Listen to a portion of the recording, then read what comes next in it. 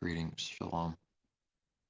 I wanted to speak a little bit about what came to mind was commending, to be commended by self and others. Something that is happening a lot that believers can't be doing, needing to see what this is in order to see whether we're doing it or not. And of course, that the first thing is that everyone's done this, and it's still going to happen along the way.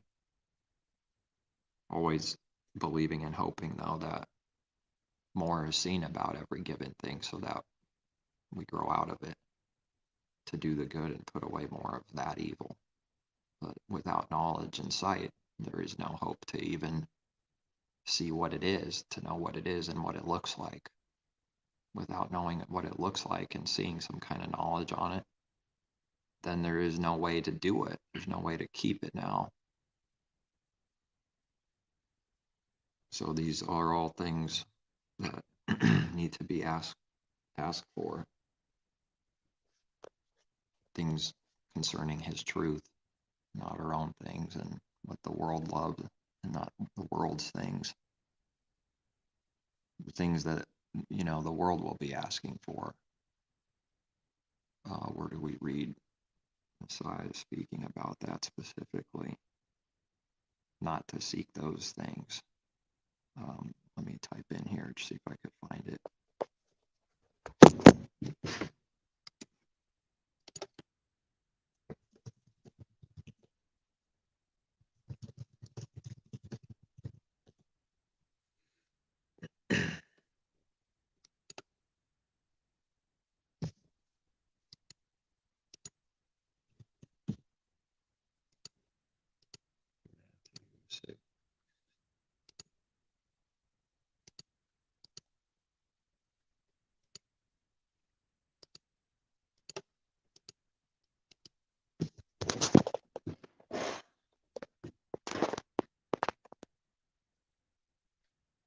Matthew 6:32.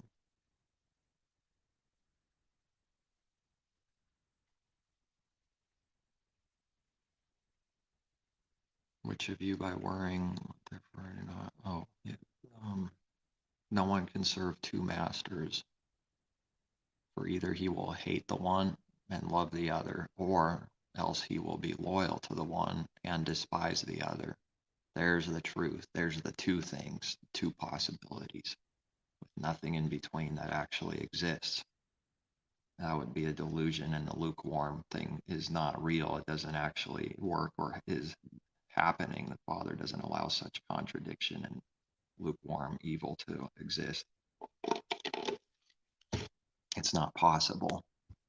But someone wanting that is in the delusion then, because there's no reality to being able to serve two masters. No one can actually serve two masters. It's not possible. It's either one or the other. And if one, he will hate the one and love the other, or he will be loyal to the one and despise the other. If the Father is someone's master, then he will hate the one and love the other. So then they would love the Father and hate evil and hate all the false masters and self also. He will be loyal to the Father and despise the other, despise everything that's false and evil, despising that it's okay to have a second master or two masters, despising that evil. Or if it's backwards in unbelief, no one can have two masters. He will either hate the one, he will hate the Father, absolutely, and love the other. He will love what this lukewarm, non-existent thing is. Believing that someone can serve two masters is not knowing the Father, is not worshiping or seeking him at all. So then he will hate the Father and love the other. He will love the sin. He will love what this means for not to do. He will be doing what we cannot be doing in a delusion, in the lukewarm, serving two masters. Or he will be loyal to the one, he'll be loyal to the sin, to the evil, to the impossible thing that can't actually be so, and despise the other. He'll despise the Father, he'll hate the Father, love the sin, be loyal to the sin, and then reversed. One of those two things are only possible. If this, then this in this case. And it needs to be seen if that can even be, when that applies, the if this, then that automatically, because that does not apply like that to everything. It has to be seen if that applies. But with this here and this truth, if one of these is true, the other is absolutely true. It's already done. It's already being done. It already is within someone. So if someone loves money, thinks that they can serve the Father and money, then they are already hating the Father and loving the money. They are already loyal to the money and despising the Father. Cannot serve Elohim and Mammon.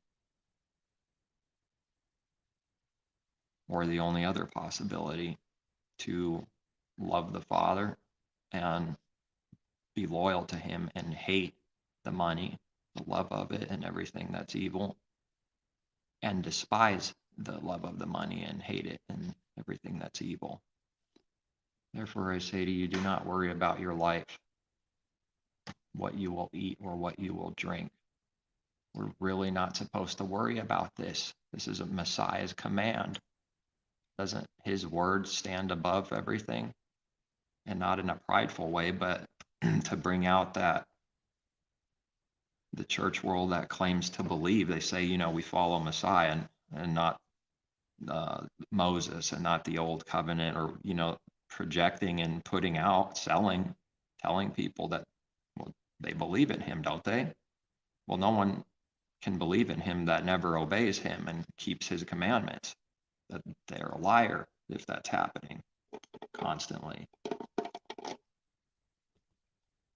Did they forget those teachings that Messiah taught? If you love me, keep the commandments, keep my commands. That's a big if. And whoever is never keeping his commandments, they don't know him and they don't love him, even though they say so. What did Messiah teach? Do not worry about your life, what you will eat or what you will drink, nor about your body, what you will put on. Is not life more than food and the body more than clothing? Well, no. That only becomes so when someone's receiving the truth and listening to these words, to Messiah's words. It becomes true in a believer's life that wants to live these words, to learn what they mean and to continually grow in it and do this, keep these things better and better, more and more perfectly. The whole entire world is not seeing this and not living it, because it can be seen whether someone's living this at all, whether a little bit or a lot. Both would be good as long as it's so. Then someone that says they believe, they say it because they really do and they're not lying, even if it's just a little bit. And somebody else down the road a few years, maybe it's a lot that they're keeping this because of all that growth. And neither one is condemned. But it's for those that never keep it, that don't ever learn, that see nothing about this, that don't want to keep it also. There is no care or want to know what it means and how to keep it and live it. That's what this is for us to see and know. It's amazing how simple his truth is when it's given something a little to see that we never kept it. If someone goes far back enough, before they were a believer, definitely never kept it.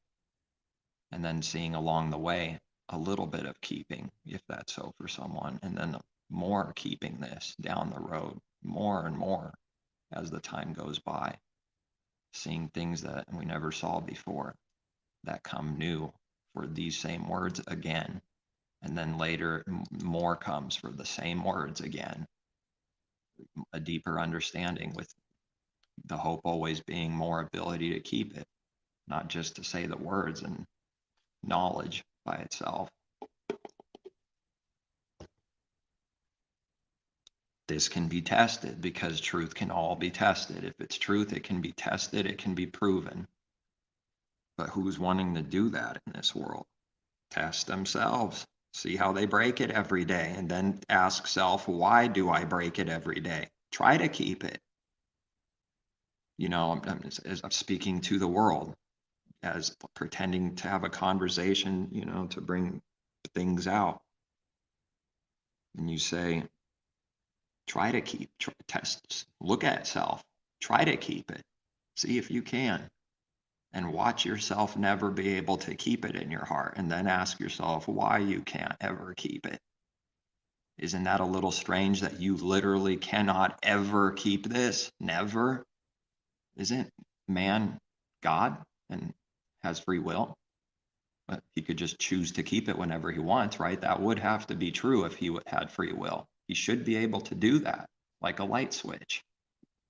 And yet that's not reality. If someone actually looked at themselves without partiality, without wanting to have a blind eye to own self, they would see, everyone would see that they never kept this. And hopefully, yes, believers are keeping this according to what they understand of it right now, but to bring it out that the whole world isn't keeping it and nobody's checking whether the many are not checking whether they're keeping this or not even testing self without partiality like we read to do to test self, to see if self is doing what it's claiming. False prophets never do that. They never do that. And if they do something that looks like that, someone will create a false test to where they already make sure that they will pass their own test. They create it themselves and then pass it themselves. Who's in charge of all this? Well, the Father is. It's not going to be seen in this world. It's not something the court's going to take up, earthly courts in this world. Therefore, it's foolishness to the world. What gain? What value? What does it matter? Someone will say. Look at the birds of the air, for they neither sow nor reap nor gather into barns. Yet your heavenly Father feeds them. And are you not of more value than they? Which of you by worrying can add 1 cubit to his stature? Or something like, worrying can worry, obviously it can't cause. Well, it's not obvious, is it? If someone's never following this, it's not obvious. Saying the words is never the understanding. Saying, oh, I understand this. Here it is. Yeah, I get it. What do you think? I'm stupid? That worrying doesn't do anything. It can't add to your life, can't extend your life. No, it's not obvious.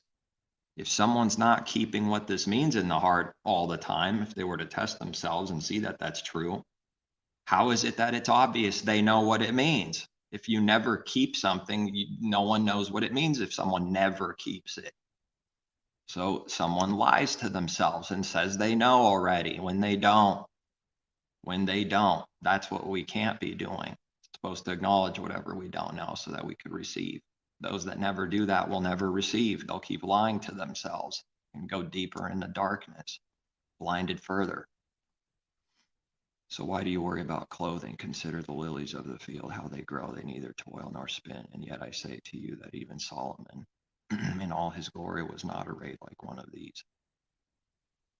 Now if Elohim so clothes the grass of the field, which today is and tomorrow is thrown into the oven, will he not much more clothe you, O you of little faith? Therefore do not worry, saying, this is a command for believers to learn and keep. Therefore, do not worry, saying, do not do this. What shall we eat in any way, shape, or form? What shall we drink in any way, shape, or form? What shall we wear in any way, shape, or form? Who believes this? Who really believes this? For after all these things, does Messiah have to give every literal detail and example? 20,000 different carnal things and ideas. No, he doesn't. That's insanity. The Father doesn't do that through his own word. things are repeated, but it's not that thing, name every one or else we have a problem, says somebody out there. Says who? Listening to the fool will only destroy someone. Therefore, do not worry, saying, what shall we eat? What shall we drink? Or what shall we wear? For after all these things, the Gentiles, unbelievers, sinners, seek. These are all the things the Gentiles seek. For your heavenly Father knows that you need all these things. Yes, because he's not stupid. And he has a lot of power. But seek first the kingdom of Elohim and his righteousness first, the highest thing, always above all things. And all these things, all those lower things that everybody is seeking in this world, shall be added to you. We're supposed to believe this.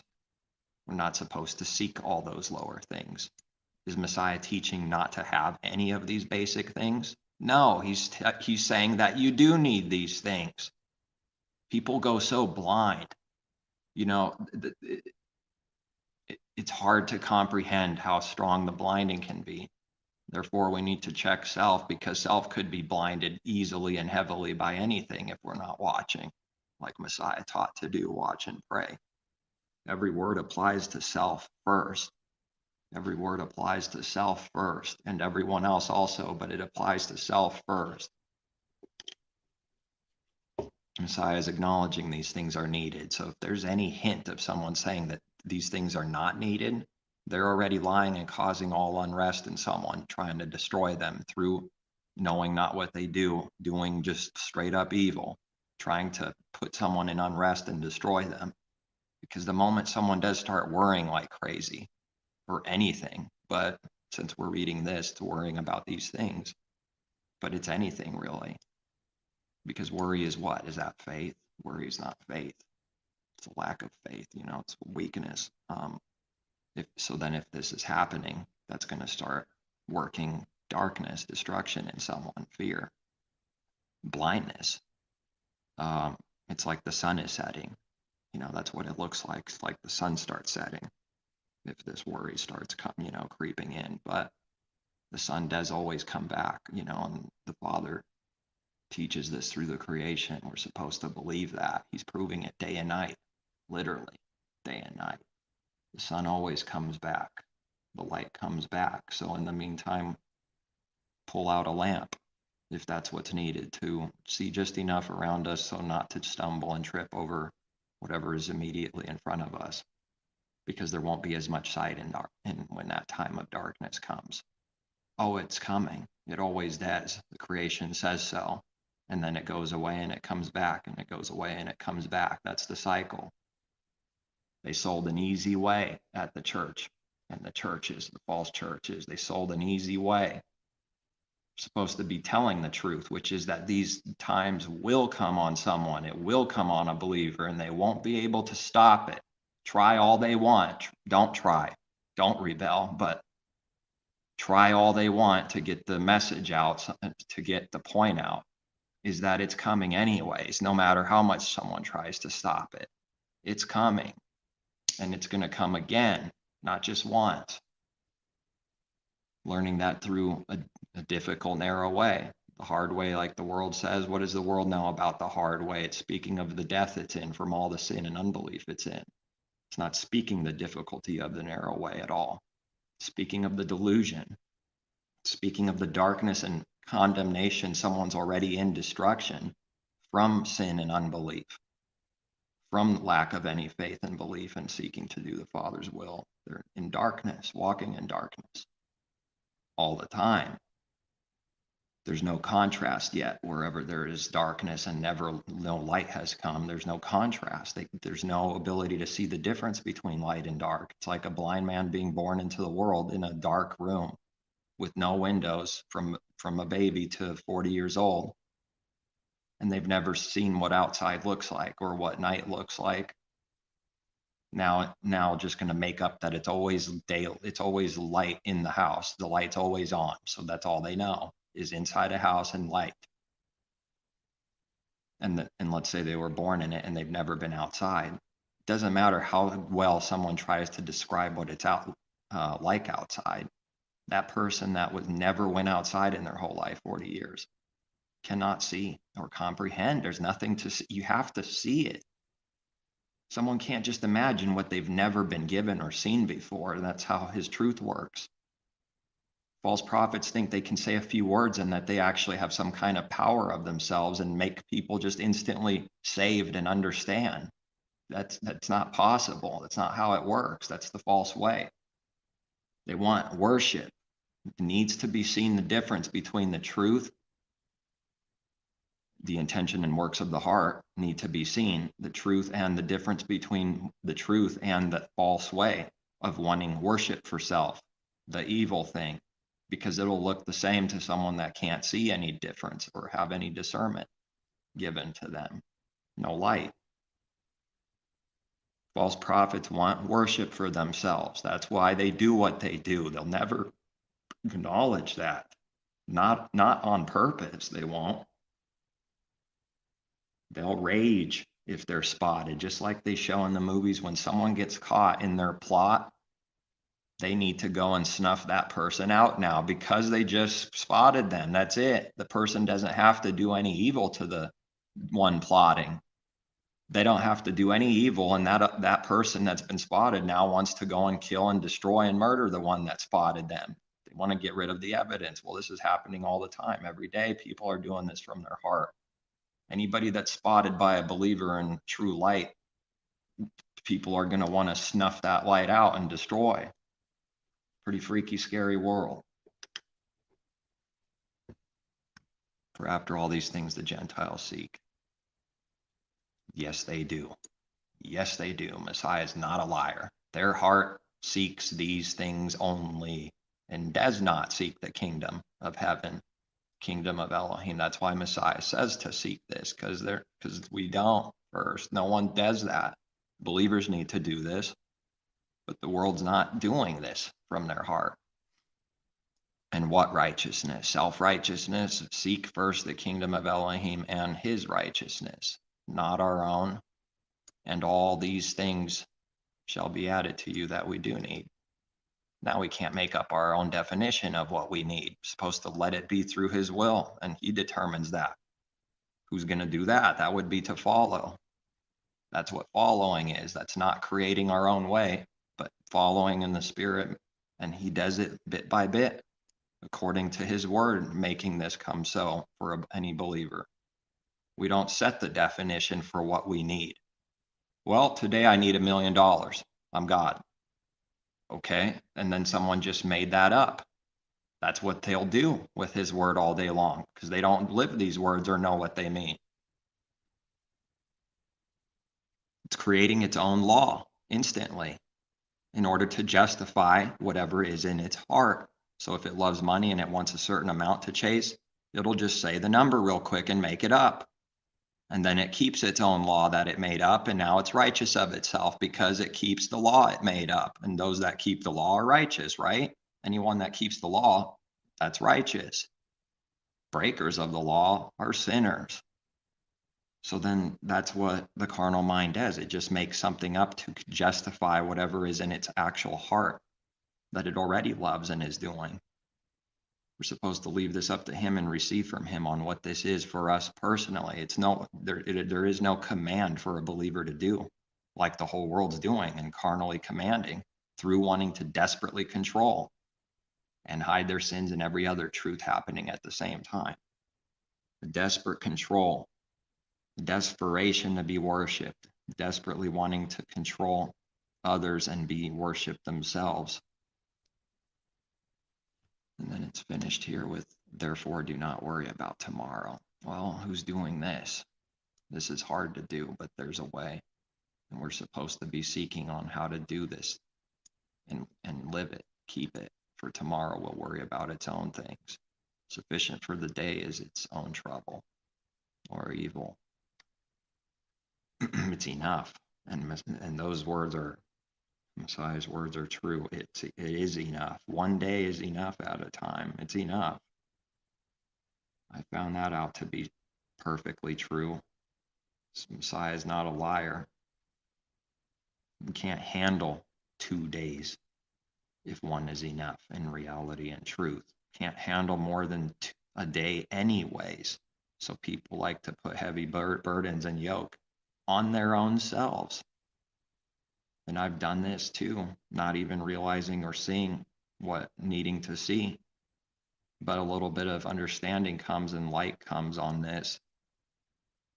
And then the ability to start doing it a little bit. Well, that's where it starts. And then to do this a little better, grow in it, to worry less, and do more of the good, less of the evil, and always go in that direction, closer to the Father, not further away. But we can't handle 5 days worth, 1 month ahead anyways, literally can't handle or bear it anyways. It's a guaranteed to high. I want to destroy myself. That's what it is. Well, that's how the Father so often will just, well, that's his judgment. Just leave someone up on their own and they'll go and destroy themselves just fine. The Father doesn't have to do anything out of an evil heart because he doesn't do evil and doesn't have a wicked heart, an evil heart. Letting man through a judgment receive what he's wanting in his heart. And once he fills up with that, that brings more death because what he wants is bad for him and it's sin that he wants. Therefore, he starts destroying his own self because of trying to save its own self. And he who saves his soul, his life shall be losing it. And whoever loses and destroys his life, his soul shall be finding life.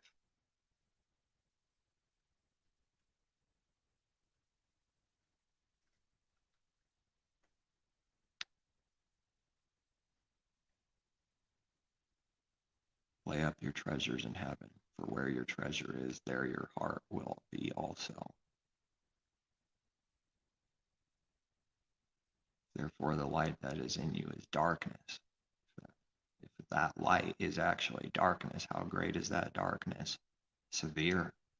If that light is darkness, how great is that darkness then?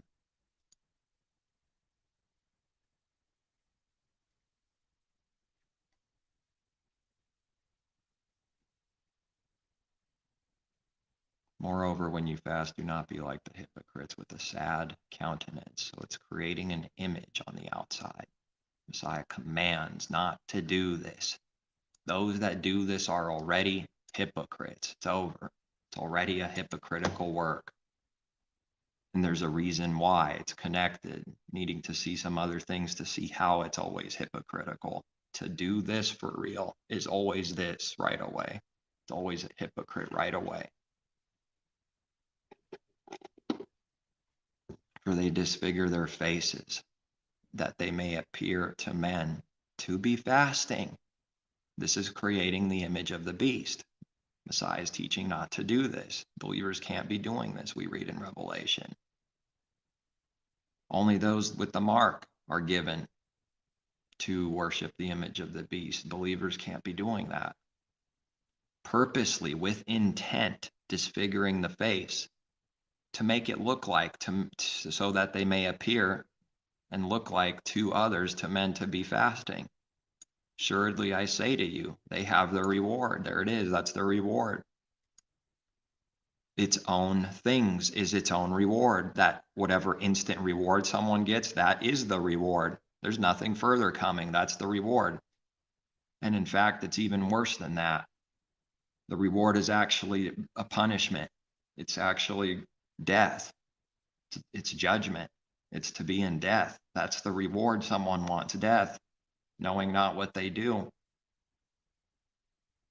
That's it. There's no further. That is their reward right there. To be seen by others as amazing and fasting. That's the reward. They got it. Don't expect anything else now, is what he's teaching for them. They shouldn't be expecting anything else. They got their instant reward, which is some kind of sin. Other people worshiping them and seeing how great they are and how that they're fasting or this or giving, that they're big givers. That's their reward, for others to see that they're doing this. That's it. And in reality, inside of them, within, it's death. That's their reward, death, no life. They exchange their soul for that, for something cheap, for like a bowl of soup. Like, what do we read with Esau? For his birthright, something huge and valuable. That's pointing to and representing the true life in Messiah as a believer, the firstborn of the dead, the first fruits, birthright, to be born, to be alive. Forfeit that life for a cheap reward to be seen as good by others, and they all hate them anyways. All the people that worship the man that pretends, that puts on a disfigured face to fast or to give, to show how he gives, and see and loves seeing that people worship him. It looks like they love him, but it's not true love at all. It's worship. It's lust. It's not true love. It just looks like it to the world. That is their reward right there. That's it. There is no heavenly reward. There's no true life. They forfeit their soul for a cheap carnal reward, and it's death. And it's death. Not such a good deal after all.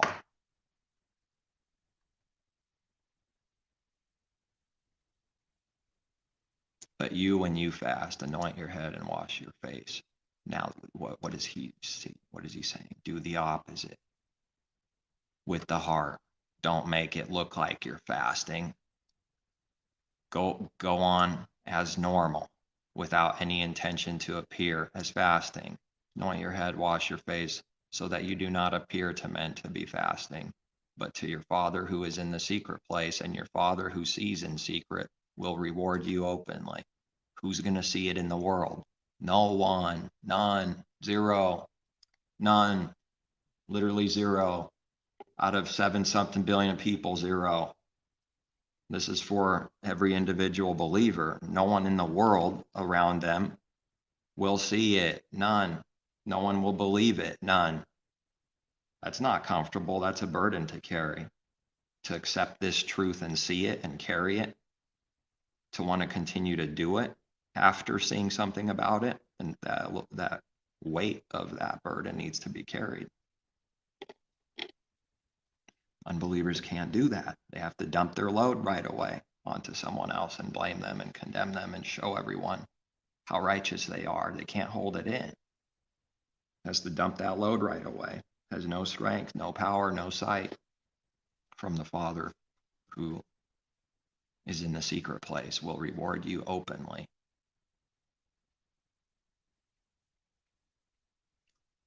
But the reward of doing this evil work here, they'll be rewarded secretly within their bosom, within them, death, punishment, no life, the lack of life. Do not lay up yourself. Oh, do they now know what the scriptures mean when they talk about filthy riches and use scriptures to teach about making self filthy rich and loving money? Some of these big time false prophets are just so obvious, so far gone in that. In the love of money, it's lost its mind long ago. It's so bad. Do not lay up for yourselves treasures on earth, where moth and rust destroy and where thieves break in and steal. That's a command to never do that. Never. Do not do this. Don't be doing it in the heart. To find out what this is meaning in the heart, which means that we will not be like one of those rich, filthy rich false prophets in religion. That working in the heart will produce something. It will end up looking like whatever it needs to look like. It certainly won't be what they do, which is justify all that evil and sin. They'll say something like, whoa, it's the love of money, not the money that's sin. Nobody said the money was sin. Why do you twist the words of whoever gave you truth? You're like the devil, your father. Is that what he did? He twisted the Father's words. The question itself was twisted. That's what they have to do. I've done video on this, but let me find it again because it is amazing. It never gets old. And yet the evil does get old seeing it. But his truth never gets old. Let me find it. I think it's in Genesis 3. Watch out for the twisting of someone's question, changing your words, changing your question or words. Genesis 3:1. More cunning than any beast, the serpent. And he said to the woman, has Elohim indeed said? Now he's telling Eve a quote, supposedly, from what the Father said. Has Elohim indeed said, you shall not eat of every tree of the garden? There's the lie right there. It's already over. It's already twisted. If someone answers to this without seeing it all, they answer to a twisted lie, an evil thing, their answer will be twisted. It will never, someone will sin and sin and sin, and it will go down, down, down the line until that top thing is exposed and corrected and destroyed. Everything under that, when it's answered to, someone's deception is answered to, which is what the wicked want you to do. They want you to answer their deception and corruption, because then they got you. The moment you do it, it's over. That has to be exposed first and destroyed, and ask them back, why do you twist my words or whatever is happening? Why do you twist the Father's word? That's not what the Father said, you devil. Coward. Snake. You shall not eat of every tree of the garden. Has Elohim indeed said, you shall not eat of every tree of the garden? It's twisted.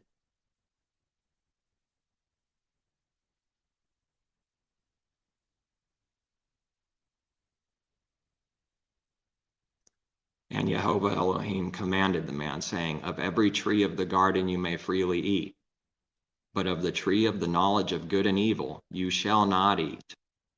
Of the tree of the knowledge of good and evil you shall not eat, for in the day that you eat of it you shall surely die. But of the tree of the knowledge of good and evil you shall not eat. But of every tree of the garden you may freely eat.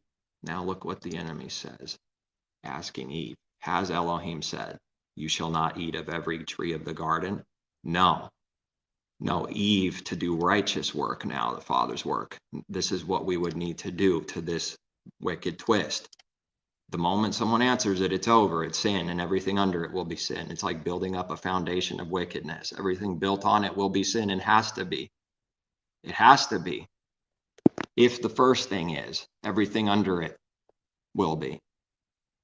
It's a promise. It's a judgment because of the Father's judgment and perfect judgments that never change. That's why it's so. It has to be. The Father says, you may eat of every tree of the garden, and not eat. You shall not eat of the knowledge of the tree of good and evil. Now the enemy saying, has Elohim said, you shall not eat of every tree of the garden? So now we go back to the enemy and say, why do you corrupt his word or my words, whatever someone's doing? You know, whoever words they're taking, you know, whatever the example is in this case, you know, the Father's very word. Why do you corrupt, lie, and twist the Father's question and command and imply that he said something he never said? Why are you twisting what the Creator said? That's what Eve should do. She couldn't see. She didn't do that. She answered it. Therefore, everything under that, the rest of someone's life is sin. Until that repentance comes and this is corrected and destroyed and exposed and replaced with truth, all of it's sin under it forever. Until that thing happens, it is forever in someone's life. That's how important it is not to believe a single lie. That's how important it is not to believe the tiniest lie. It doesn't matter how small it appears. The believer can't be deceived in believing lies. It doesn't matter what it's about. If it's a lie, that's the wicked thing. Once that's believed in the heart, as if it's true, that's a sin. Therefore, blinding will come. Then it's going to be all sin under that until that thing is seen and cut off. Someone can then start destroying someone through sinning more, getting blinded more, and then control them, which is their goal, to destroy and control. You shall not eat of every tree of the garden. The Father did not say, you shall not eat of every tree of the garden. Can you look at these words, devil? Can you? You can't hear these words. They can't, anybody of their Father. They can't. They can't hear it. They won't be able to. And that's literal. They won't be able to.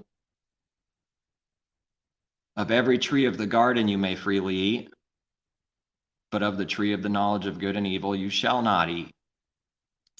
Last time, has Elohim said, you shall not eat of every tree of the garden. Why would he say that? That's what he said you could eat from. All the good tree, all the good works. You can eat from all of the trees of the garden, and you shall not eat of the knowledge of tree of good and evil. The enemy is saying that the Father is saying, you shall not eat of every tree of the garden, the good. The devil, here's the teaching where good is evil and evil is good, right from Genesis, the beginning. The devil's way is all backwards. All good is evil, all evil is good. Reversing the Creator's things and then calling that reverse thing good when it's actually evil. Eve doesn't see that she got deceived. You shall not eat of every tree of the garden. She doesn't see it. She answers and says to the serpent, we may eat the fruit of the trees of the garden, but of the fruit of the tree which is in the midst of the garden, Elohim has said, you shall not eat it. Let me go back now. I'm seeing something else here.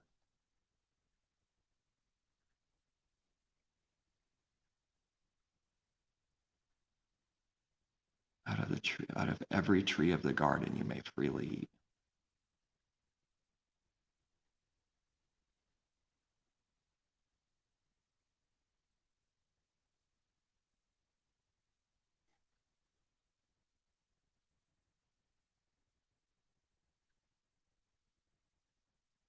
Good for food. Every tree that is pleasant to the sight and good for food. Now the wicked thing is through the lust, through the evil, enticing. It's not that good, something with good sight is evil by itself. It's that man's heart's not doing that good thing, but doing the evil of it, the image of it, the reverse thing, an image of the true. The tree of life was also in the midst of the garden. Okay. And the tree of the knowledge of good and evil. Wait a second, both of them are. The tree of life was also in the midst of the garden. And the tree of the knowledge of good and evil. Is it not saying that both were in the midst? Good and evil is right next to each other all day long in this world, needing to separate it and seeing the difference between the two things. It's not going to be done for ourselves, and no one will do it for me. No one will do it for you. Not those in and of the world will never help. Never help us. Every tree grow that is pleasant to the sight of and good for food. The tree of life was also in the midst of the garden, and the tree of the knowledge of good and evil. Now Eve answers and says, we may eat of the tree of the garden, trees of the garden, but of the fruit of the tree which is in the midst of the garden, Elohim has said, you shall not eat it, nor shall you touch it, lest you die. Well, I believe this is something that's being added here. We don't actually read anywhere the Father said, do not touch it. It doesn't mean that we should touch it, or that that's what we should do. It doesn't mean that. It's just that that's not what we read. That's not what the Father said directly that we can read through his word. Said you shall not eat it. Does he have to say you shall not touch it? How else can you eat it without touching it? Even if you don't use your hands, your mouth has to touch it to take a bite. There is no such thing as doing evil without touching it. Eve is adding to the word that is taught right from the beginning. It's not about touching it. She's trying to make it about touching it. What does the world say? Get close. Just don't eat. You can look all you want. Depending on what it is, yes, you can even touch. Just don't finish the job all the way. Or just look at it, get close, get near to it. Don't touch, though. However, depending on what it is, I'm sure most have heard that. That's like dancing in the fire and expecting not to get burned. The Father speaks about this through his word. It's literally said something like that. It's like playing in the fire and expecting not, it's like pulling a dog by the ears and expecting, what do you expect besides to get bit? Pull a dog by the ears, expect to get bit. Don't get angry is what we're needing to see, and expect it not to bite. Pull a dog by the ears hard, it's going to do something, most likely, and bite. So that's added literally, nor shall you touch it lest you die. The Father's not doing a carnal command, but man, Adam and Eve, make it about a carnal command. Do not touch, do not taste, do not eat. Or how are the three we read in where is that? The Apostle Paul says something.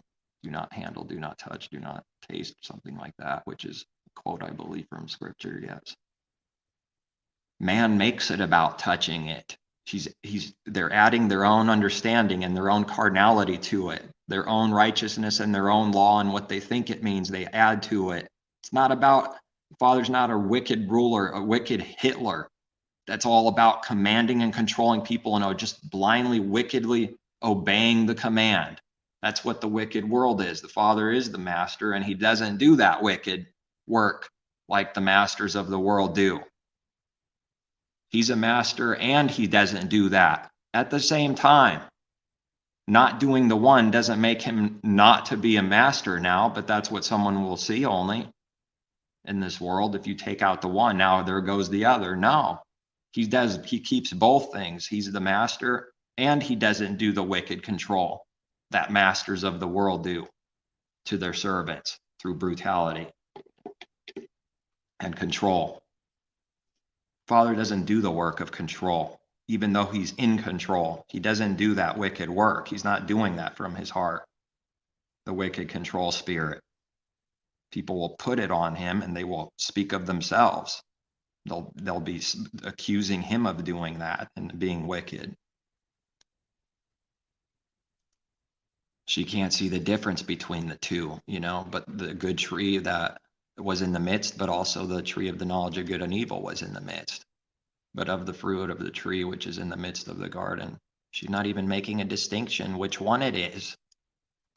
At least that's not, it's not what I'm seeing here, because we read in the previous chapter, both are in the midst of the garden. That's how it's worded. Both are in the midst. She just generalizes it, which is what people do all the time to start covering their sins. They start generalizing things and creating their own definitions to things, thinking they can reverse the works that were already done in the past. They can't be changed or reversed. It's already done. Changing the words and definitions to something does not mean someone is not a sinner and didn't sin now, because they just changed their own definition to something. And now through some wicked technicality, well, I didn't sin now because I called it a different word, created my own generic definition of it. See, she didn't say that of the fruit of the tree, which is of the, the tree of the knowledge of good and evil, Elohim said you shall not eat. She's just generalizing and saying the fruit of the tree which is in the midst of the garden. Both were. She's not separating, because that's to condemn self. That's going to acknowledge she's a sinner and sin. She can't do that. So she's going to change her definition and generalize it, because she's secretly doing all of this in her own heart. I didn't see this specific thing in Genesis the last time. This is something new, again, something that I didn't see this specific verse like this in his word. How much can't we see? You come back to it years later and it's still more to see, more to grow, more that we never saw before, if indeed someone is seeing it. That's how the Father works. He keeps on growing that same word, that same seed keeps growing. It's like a miracle. It is a miracle. How could that be so? That's just how blind we are. We're supposed to acknowledge it so that the healing can further come always. Generalized it. Didn't discern and specifically say the knowledge of the tree of the good and evil, the knowledge of the good and evil. She didn't say that. Now she thinks because she didn't mention it, she didn't sin, because she's going through a loophole in her heart and justifying it through a different generalized definition created by herself. Even though there's some truth in this, because it is in the midst of the garden, but both were. See, there's some truth mixed in there, but the mixed thing is sin, what sin is. You shall not eat, nor shall you touch it, unless you die. Calling the Father a liar by saying you shall not touch it. Anytime they add to his word, anybody that does that is already blaspheming the Father and calling him a liar. You will not surely die. Just reverse it, because it's God in its own mind, the devil. And a man is a God in his own mind. He obeys the command of the serpent, of the enemy, that you shall be gods, and believes in his heart that he is, because he obeys his father, the devil, the beast, the false prophet, therefore is the beast and false prophet. You will surely die. Now the enemy just reverses it. You will not surely die. For Elohim knows that in the day you eat of it, your eyes will be open and you will be like Elohim, knowing good and evil. All lies. 100% lies and twisted. Garbage. Twisted lies. None of it's true. Zero. Taking some advantage of the Father knowing all things and then implying it wickedly, making it sound so enticing and full of knowledge. For Elohim knows that in the day you, yes, he technically knows, but the enemy's using this knowledge that the Father knows for a deception. He's twisting the true knowledge that the Father knows. Yes, he knows, but this is not what the Father's doing. No, he doesn't know that in the day you eat it, your eyes will be open. No, he doesn't know that. Meaning he never commanded that. That's a lie. That's not the truth. Someone's eyes are not open because they sin. The enemy says, because of sin, your eyes will be open and you already will know what? All of good and evil. You shall know good and evil. Just like Elohim, perfect like him. Does it have to say all good and evil now? Does it? Does the Father know all good and evil? Yes, he does. He knows. He's perfect. Well, the enemy said you will be like Elohim, which is perfect, knowing good and evil. All of it. All of it. It's implied and it's okay when it's true.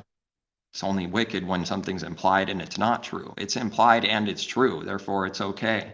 It doesn't have to say all. It is all. It means all. Someone believes they know all things and are perfect already in their heart because of sin, because the devil says your eyes will be open for sin. The moment you eat it, the moment you sin, your eyes will be open. You will be enlightened like us, the gods. The people at the top were enlightened.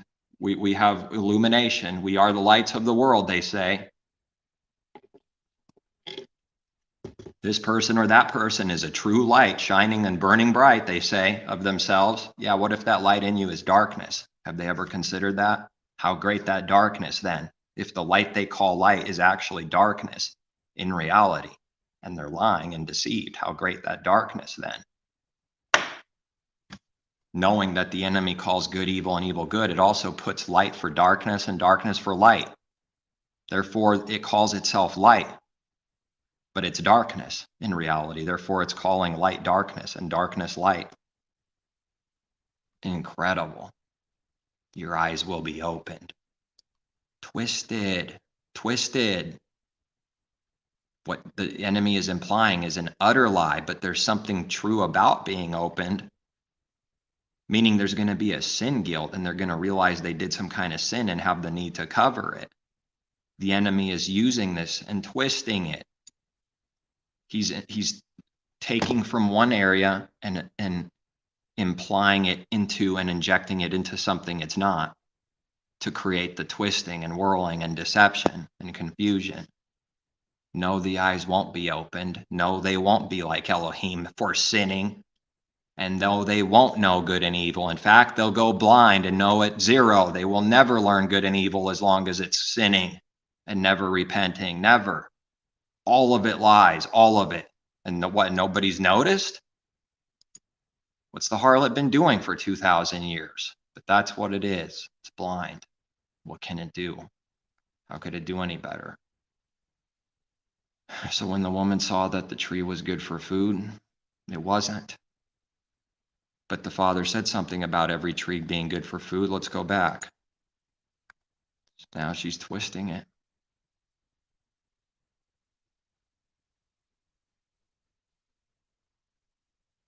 And out of the garden and out of the ground Jehovah Elohim made every tree grow that is pleasant to the sight and good for food.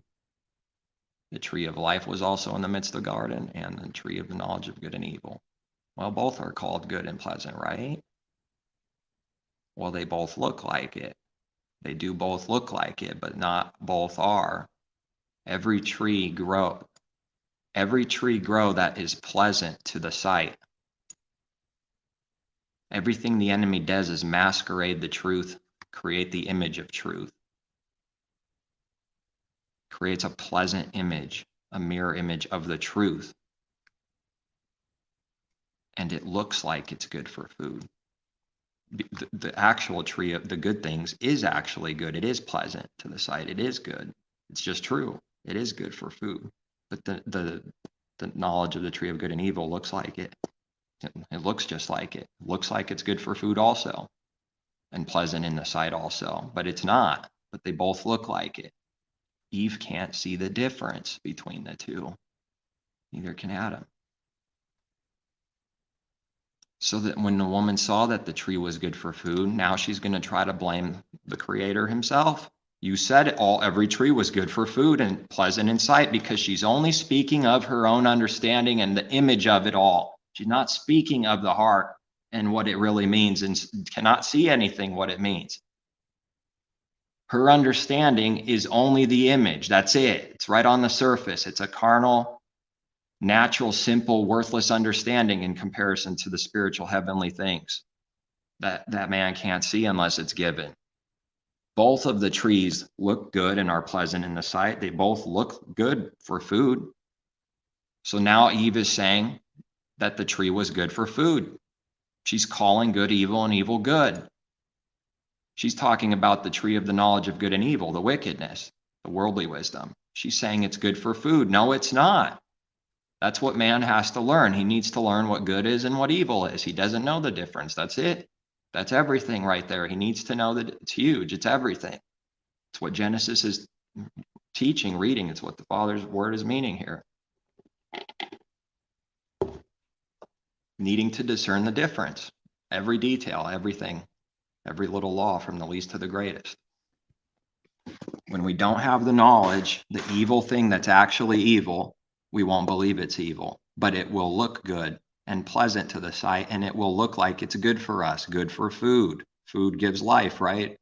Makes us live, but it's actually feeding the beast. It only looks pleasant and looks good for food. It's not good and pleasant at all. It brings corruption and sin within, but it does look good on the outside, and it's not good for food in reality. It brings forth death and corruption. It's a cover, a deception that just looks good. That's it. And Eve thinks it's good now. Why? Because it looks good. It looks all the same. The knowledge of the tree of good and evil looks just like the tree of life and all the good trees in the garden to her and Adam. They all look the same. Now she's calling good evil and evil good in total deception and blindness. She's calling the evil and the worldly wisdom was good for food, but now she can blame the Creator in her own heart and say, you said every tree was good for food. You said it. See, that it was pleasant to the eyes and a tree desirable to make one wise. Well, the tree of life is wisdom. It's the Father's very wisdom and life, but it's the true wisdom versus all evil, the so-called wisdom, the wicked wisdom, the natural, the beastly, from the enemy, self-understanding, carnal understanding, worldly, earthly understanding, versus the true knowledge and understanding, the two things always, needing to discern the difference between the two with all things. So it draws people in, lust, temptation to make one wise. That's what everybody is lusting for, to be seen as wise by others. She took of its fruit and ate. She also gave to her husband with her because she doesn't care about him. She doesn't know what love is and doesn't love him. If she did, she would not have done this work, period. And he ate. He didn't care either.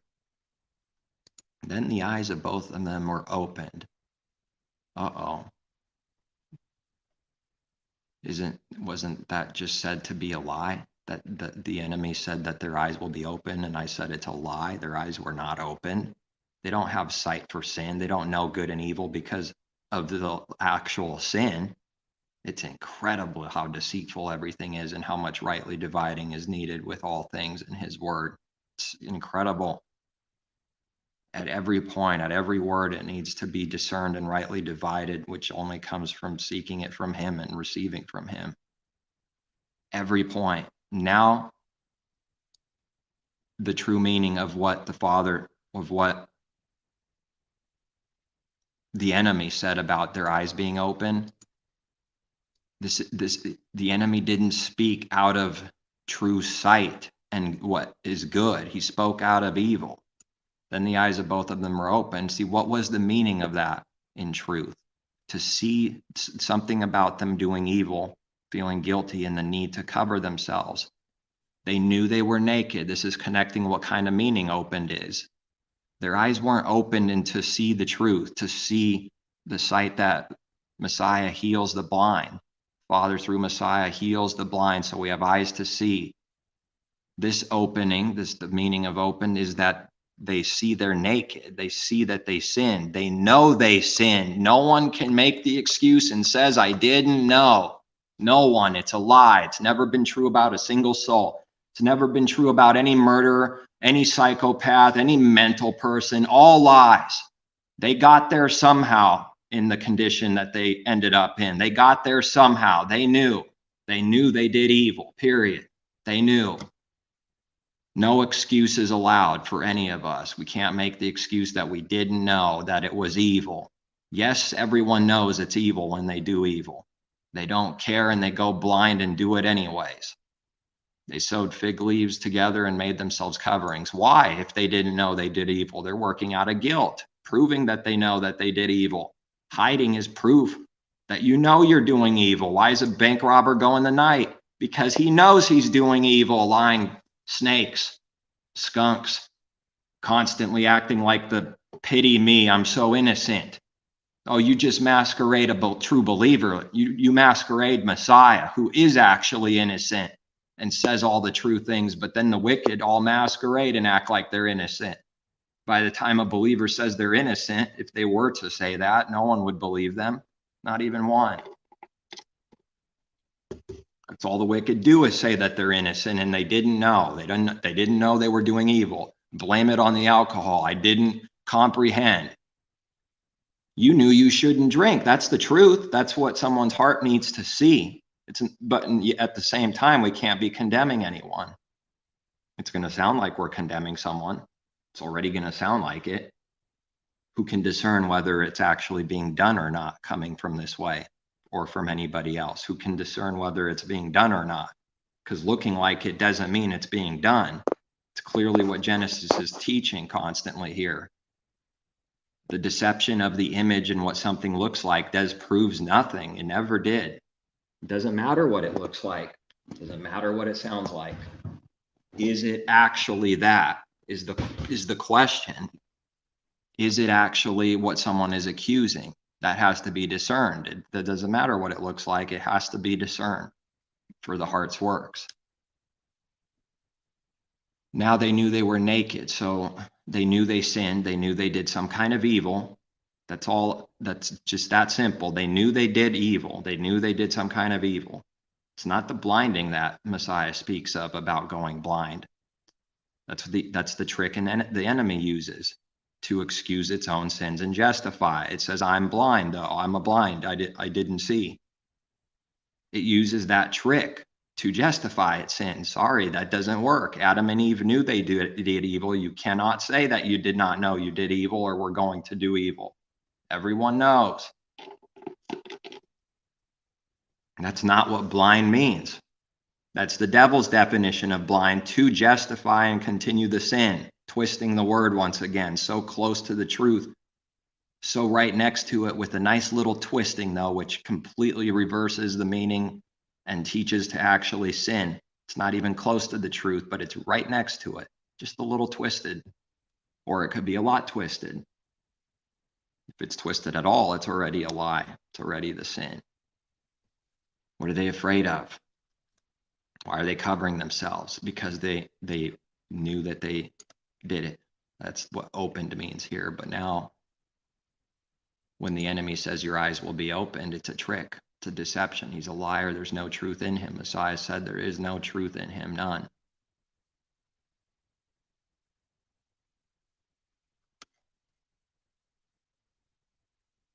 Let's see, what's that on? Elohim knows that in the day you eat of it, your eyes will be open. He's speaking of a different kind of opened and twisting the Father's word. Yes, their eyes will be opened in that they see that they're naked. They see and realize they sinned. That is true. That's what is twisting and saying that he's selling that this opening is like wisdom, something very good. The true opening of the eyes, the true sight. And Adam and Eve, Eve's going, wow, that's good. I like that. I like what I hear. I want my eyes to be opened. The devil is selling this lie of being open. He's using sorcery. He's channeling from something else and mixing it into another thing and forcing it in there to trick what this is. It's hard to put it in words, but it's not true. It's a lie from the enemy. You will not be like Elohim. You will not know good and evil. You will see that you did evil. You won't have knowledge of the difference between good and evil. Their eyes will be opened in that they will see they did evil and know they did some kind of evil. That's it. They will not be like Elohim for sinning. They will not know good and evil at all, zero, for sinning like that. Without any repentance, without any belief, without any receiving from the Father. Now through the Father's way, we do learn through sin, but not because of just the sin and then that's it. Now we're rewarded because of sin, like the devil says. The devil rewards sin. That's why people get rich. It's why they fill up with money and raise up to be a governor. Because the more sin they do and work they do for the devil, the more they're given carnally. It's allowed them to be given whatever the Father allows someone to give, some more, some less. The increase from the world, the worldly riches and all that wicked tree, the knowledge of the good and evil, mixed wickedness thing, the false knowledge, so-called, is giving the carnal riches for sin. Someone believes they're wise for sinning. They literally believe they're wise because they commit adultery. They literally believe they're wise because they murder others. They literally believe they're wise because they deceived someone. They literally believe the sin is wisdom and that they're wise for doing it. It doesn't get more dumb and foolish than this. It doesn't. That's as blind and foolish as it can get. There is zero wisdom in it in reality, but man's heart believes the enemy that for sinning, you will have your eyes opened, you will increase in riches, you'll be increasing in all these, what they think are blessings, carnal blessings, worldly things that Messiah said to never seek at any time. That's always true, to never seek those things.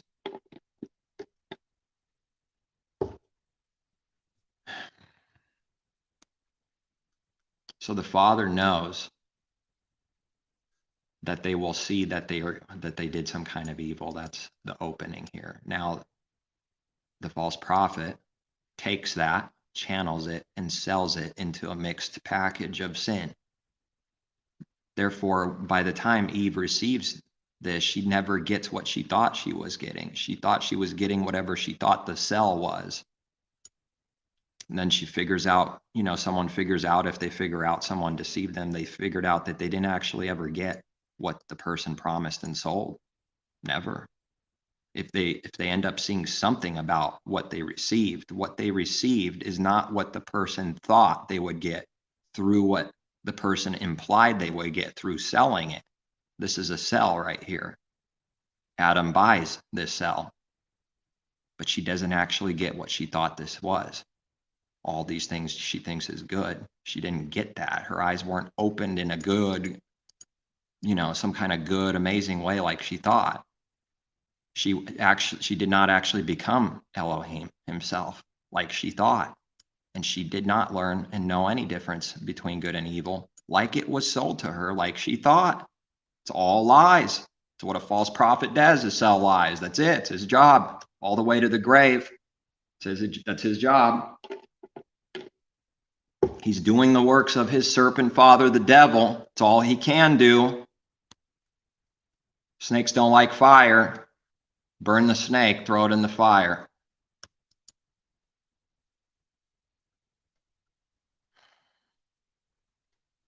Then the eyes of both of them were open, and they knew that they were naked. Naked is representing sin. They knew they sinned. And they sewed fig leaves together, and now they think they could forgive themselves by covering themselves.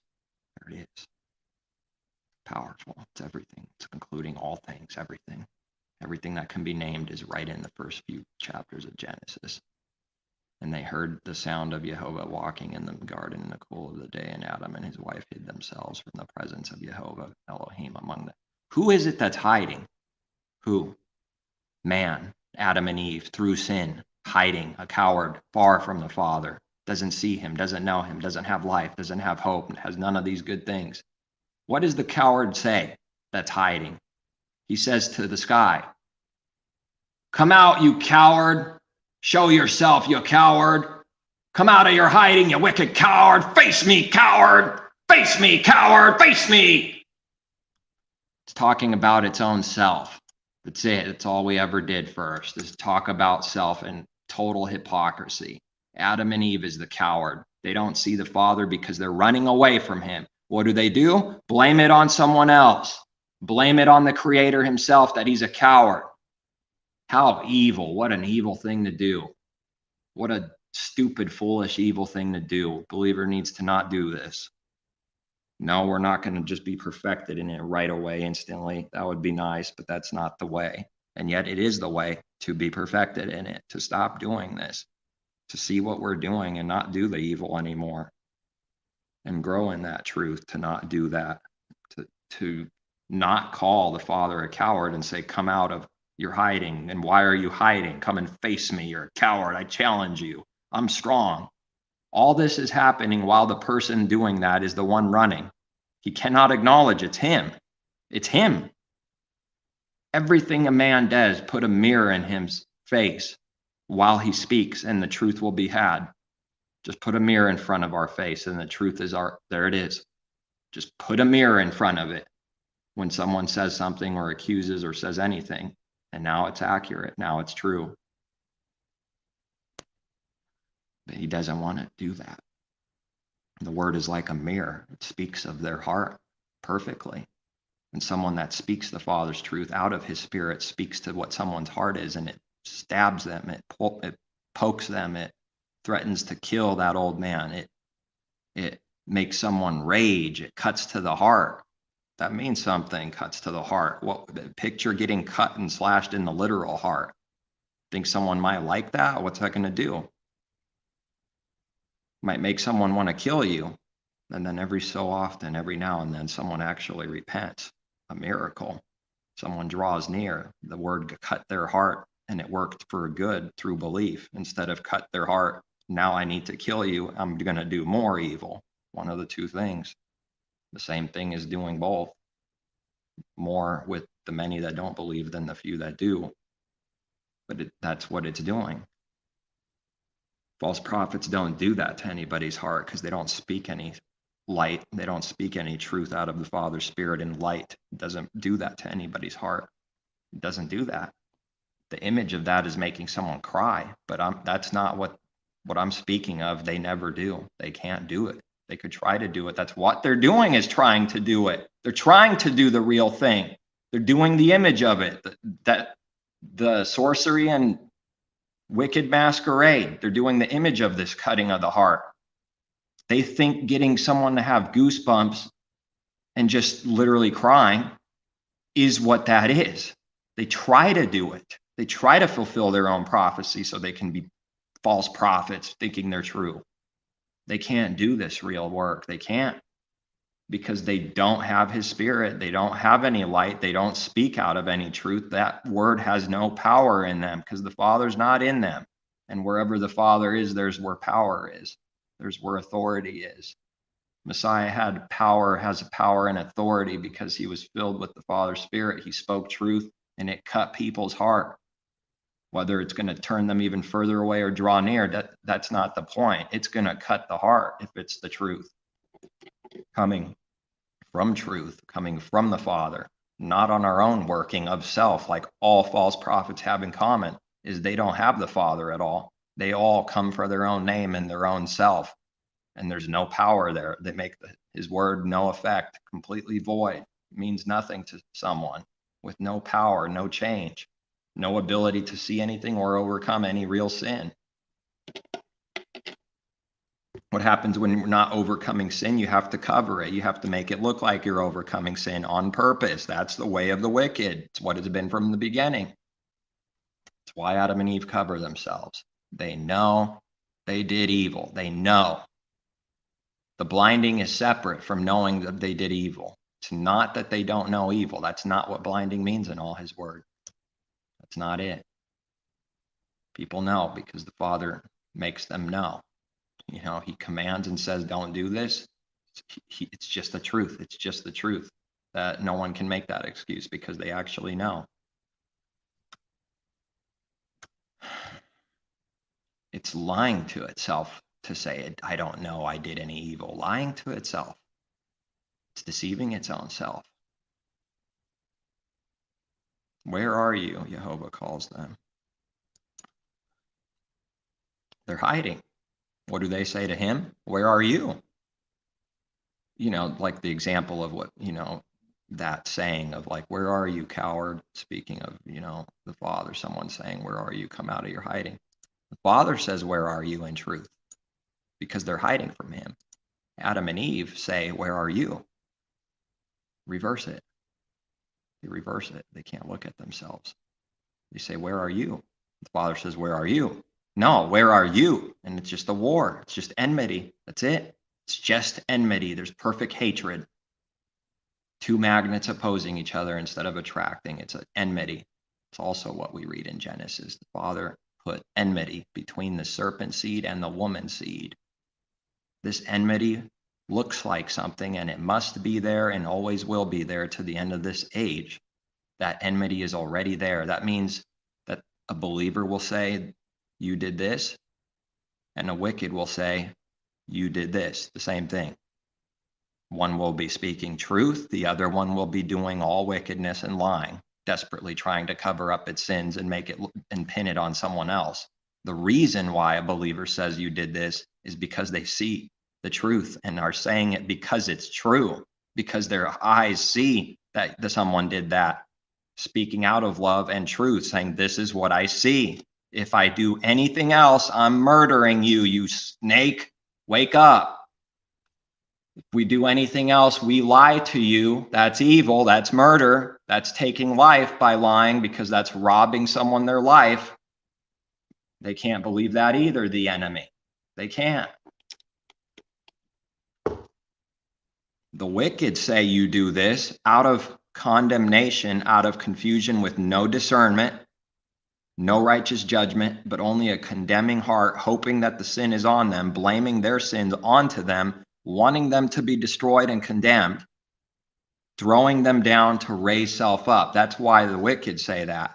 A believer says the same exact thing. You did this because they actually did, and we see it. That's it. It's that simple. It's the truth. Truth is not evil when it's not done with any evil intent, just speaking what we see. This is the orange tree because I see oranges. That's it. Something like that. Now to do anything else would be to lie to someone. Do they want us to lie? Well, Messiah asked them, you want me to lie? It's fine.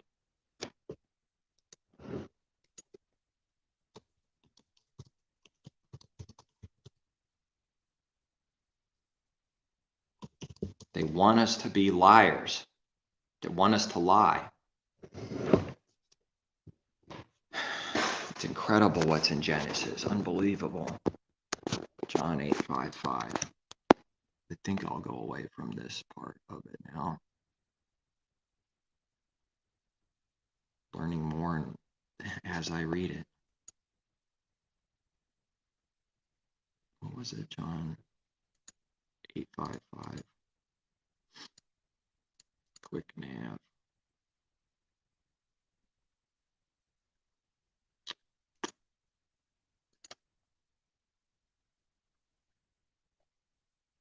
Wait. Yeah.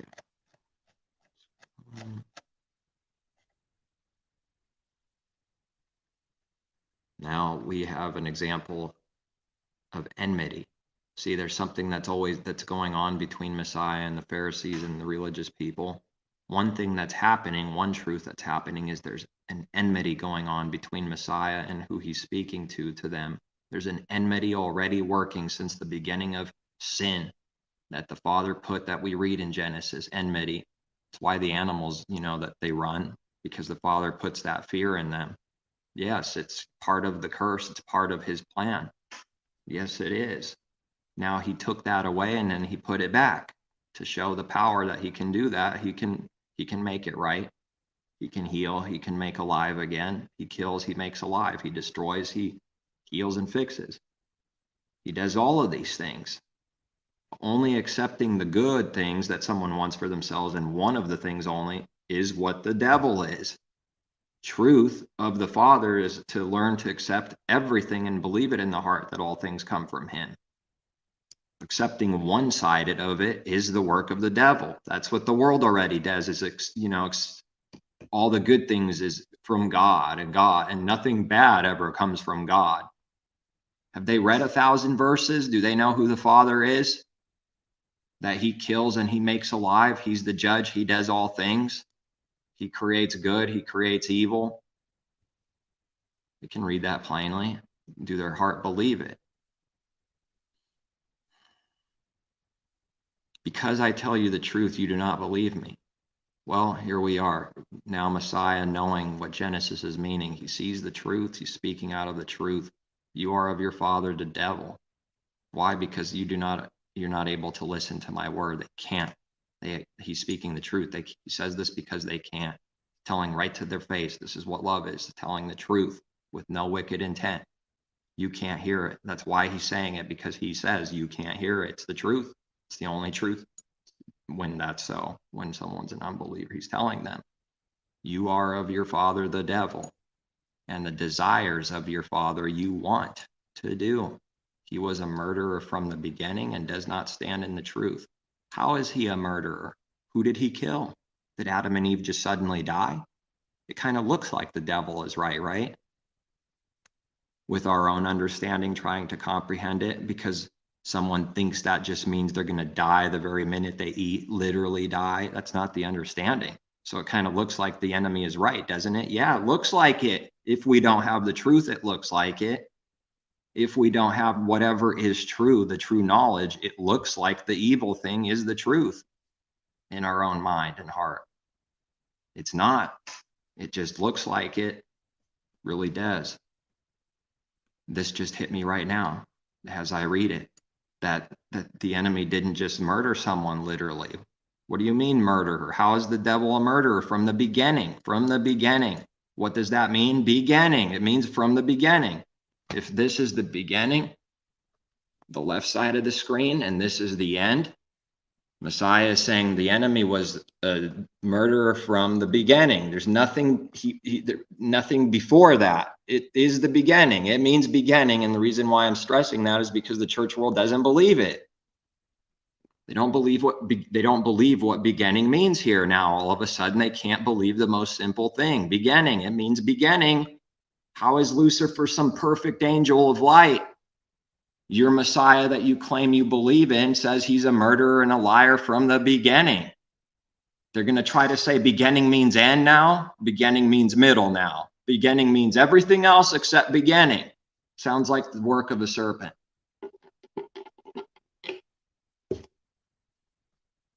You are of your father, devil, and desires, because what is murder to the Father? It's all the evil works from the heart is murder. Doing evil from the heart is already the true murder. It's murder in heavenly places. It's spiritual wickedness in heavenly places in the heart, the highest things.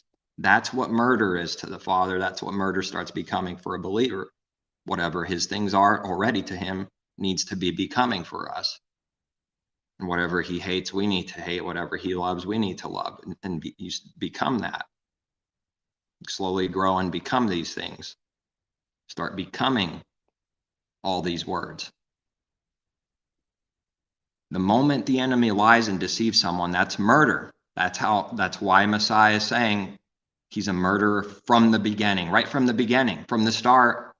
Did he kill anyone? Well, not with the flesh understanding that he just kills someone right away. Adam and Eve didn't just die all of a sudden. See how deceptive it is. Because the understanding is not, you shall surely die. Just, dead. It's over. That's not the understanding, but it sounds like it. It can be sold as that. The moment it's sold that that's the meaning, it makes the Father a liar and the devil true. Makes the lie true in someone's mind, deceived, and makes the Father a liar. Because we have to learn what that dying means. No, it doesn't mean you just literally instantly die the moment you sin. No, it does not just mean that. It's not the understanding. Adam and Eve didn't literally die, but they died. Nevertheless, they did die the very moment they ate from it. The very moment the sin is done in the heart, there is a judgment, there is a death within. That's the death the Father is speaking of. It's the death that someone's in that only Messiah can give through belief in Messiah, the life that no one had until Messiah. All that time from Adam, there was no one that had life until Messiah. He's the firstborn from the dead. Adam was dying, spiritually dying, and then literally dies. And nobody had this true life until Messiah, till there was a way made through Messiah. That's why it's such a big deal. It wasn't even available. Crazy church world condemning all the world to hell for trillions and trillions of years and beyond. Not a single soul is righteous. What are you talking about? Condemning everyone to hell and burn forever. It gets more wicked every month, every year. The lie gets more and more wicked because the more someone sees, the more wicked that lie they see for what it is. It becomes more wicked. It's not that it literally changed. It always was condemnation, but as a believer grows, the same thing, you start seeing deeper what the evil really is and how it's working and destroying people.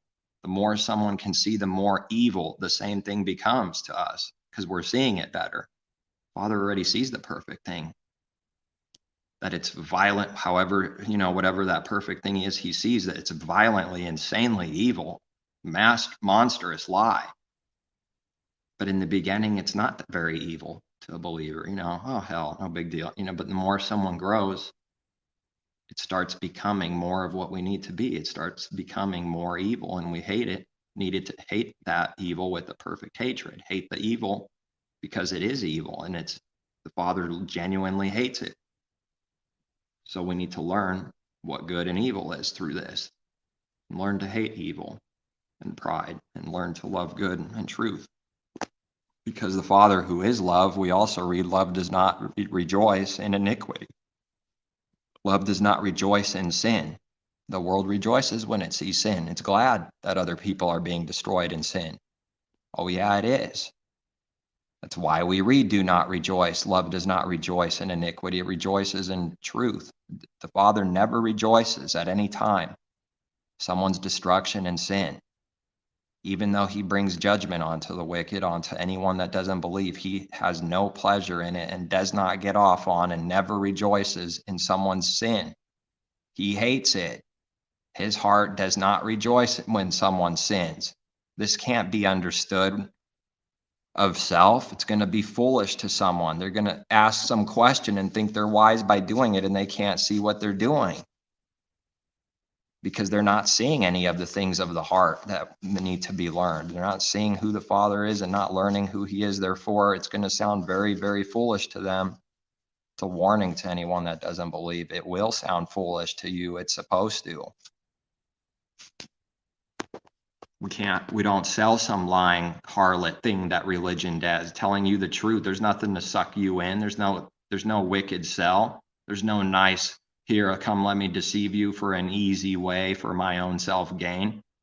If this truth is hard and someone doesn't like it, that's so be it. It has to be too bad.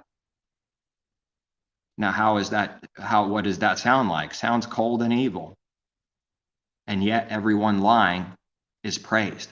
The actual lies and murder is praised, but a believer is a cold, wicked, evil person when speaking the actual truth to the enemy, speaking the only truth there is, which is love, and they're seen as wicked evildoers, and everyone else that destroys the enemies and lies to them, they praise. Murderer from the beginning and does not stand in the truth. Never, never.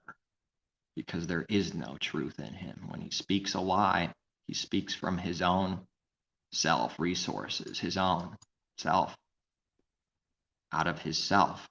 That's what a carnal man does. He speaks out of his self, his own resources, his own self. For he is a liar and the father of it. Because I tell you the truth, you do not believe me. See, if Messiah lied to them, they would believe him.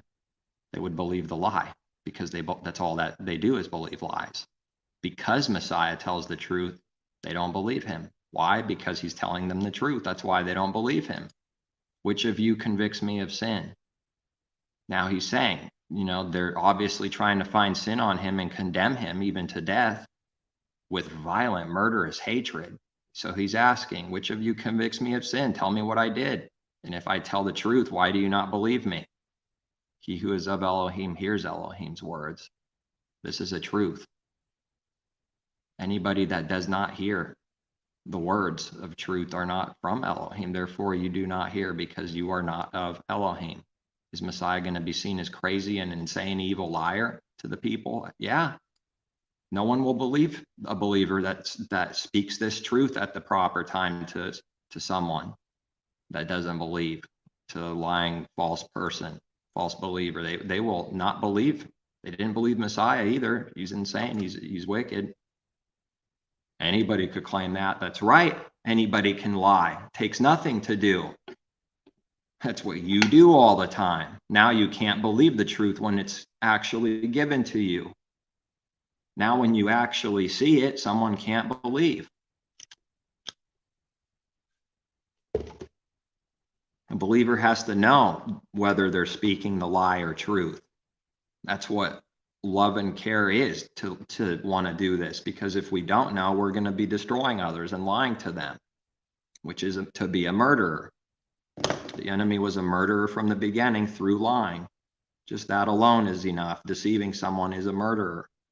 He doesn't have the Adam and Eve's life in regard. What did the Father say you will do? When you eat of it, you shall die. You shall die. Dying, you shall die. It starts right away, and it's a process, and it's dying continually with no life. In fact, getting worse and worse through sin and unbelief. That's the judgment of Adam. Anyone who wants to hold on to Adam and their self, that they're righteous and good and all those things, the punishment is you shall be dying.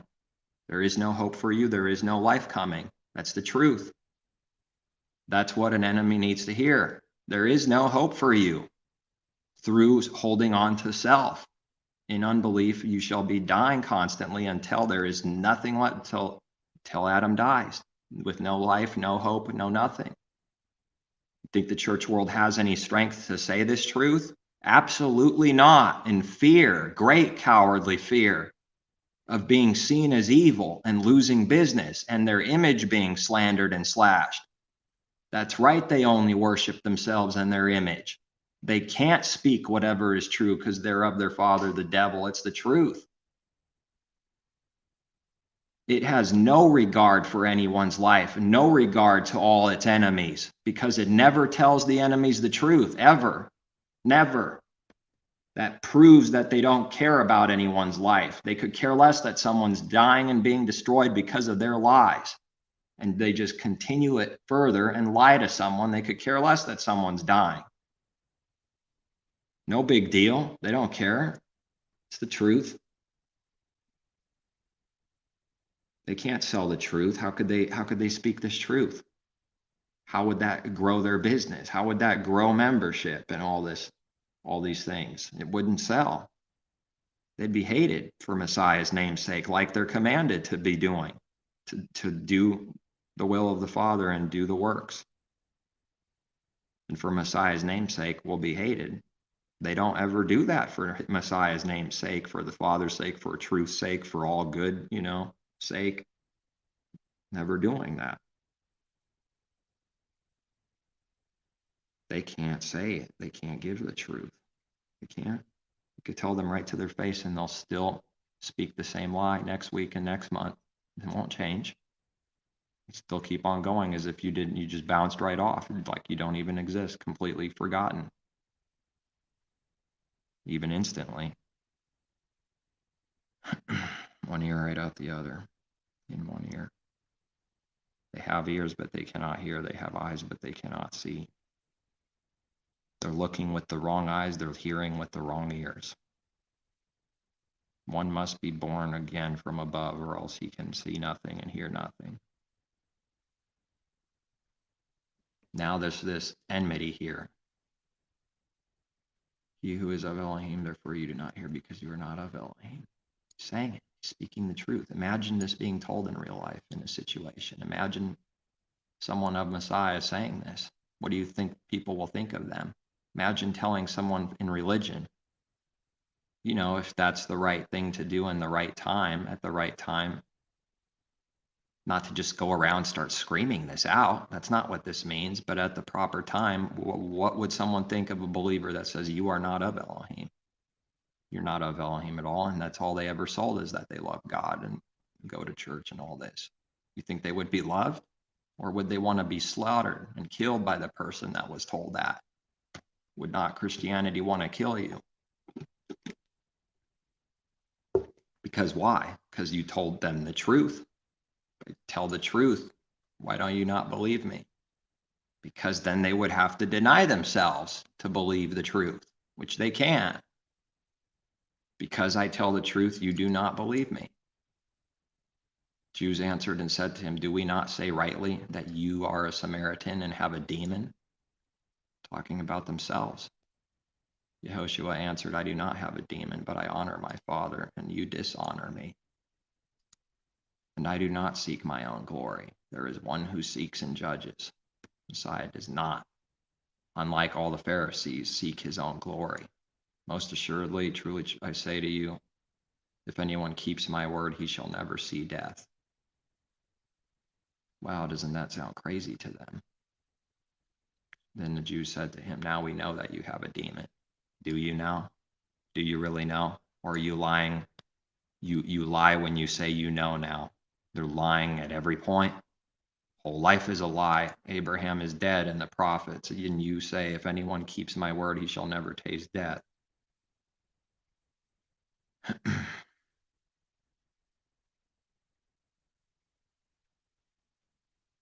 I want to see if the word see is actually, I would have to think it's a different word behind that, because Messiah said you shall never see death. Then they say taste death.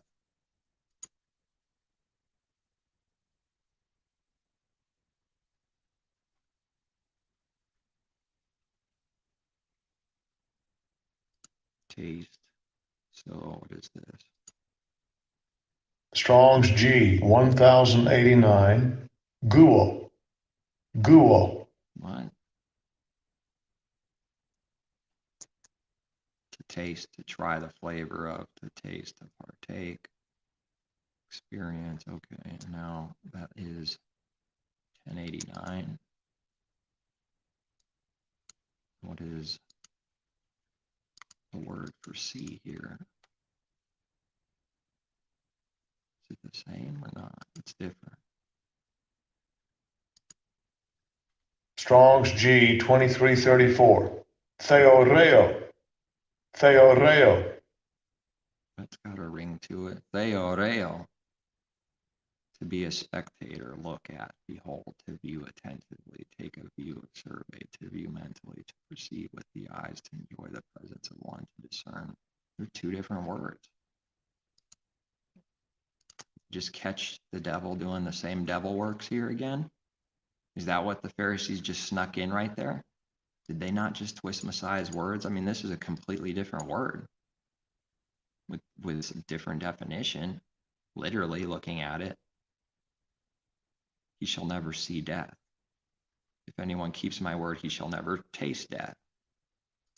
Well, is it the same or not? Well, that's something new to me. I'm not 100% right now, but it's looking like to me that they already twisted what Messiah and changed it a little bit. This is a completely different word behind this word taste versus what Messiah said. And this is only a few seconds later. You would, this must have not been minutes, not even minutes later. I mean, as soon as Messiah is done speaking, he just got done saying this and they, say something different. Taste.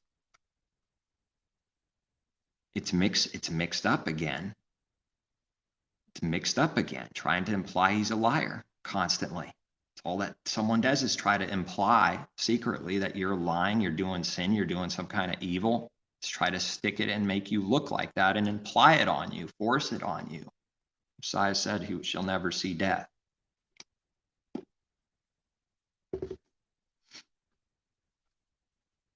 We do have to taste death.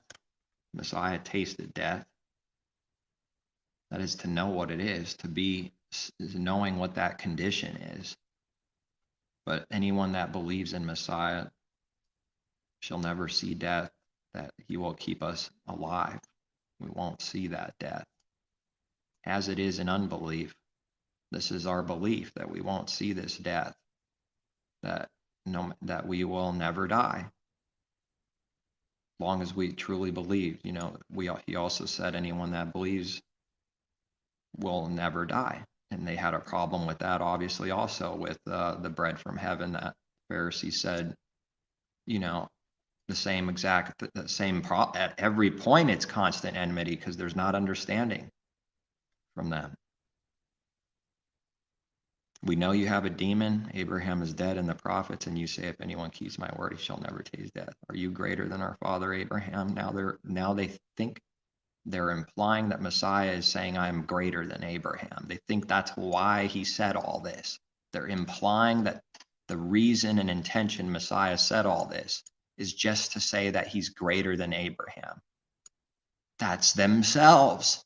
That's what everyone wants to be, greater than everyone. It's what the disciples asked for. Who's going to be the greatest in the kingdom? Me? Them? Who's going to be the greatest? Messiah knew that they couldn't see. They didn't see yet. That's the first thing. That's what everybody wants to be. And through pride is better and greater than everyone, which is evil. That's evil. Whoever is the least will be the greatest in the kingdom. Backwards, always backwards to what someone's carnal mind is. No, the least will be the greatest. The greatest will be the least. If the least are the greatest, what are the greatest? The least. Can't have that intention and working in the heart to want to be great in and of this age, in this world, through pride, through being seen as mighty and rich and a God-man and a king and loved by all those things that the world that people want. They want to be great. So that's what the Pharisees are. So they're dumping their sins onto Messiah. Are you greater than our father Abraham, who is dead? They're implying that Messiah is doing all that for this intention, like them. They condemn themselves because they do this. Who is dead and the prophets are dead. Greater than someone who's dead and the prophets that are dead. Who do you make yourself out to be? Who do you make yourself out to be? Reverse the question. Yehoshua answered, I am. If I honor myself, my honor is nothing. It is my Father who honors me. Well, where is he? Who sees that? Nobody. Who's going to believe it? Of whom you say that he is your Elohim. Yet you have not known him. To know, with knowledge, you don't know him. But I know him, because he's speaking the truth. That's prideful for them.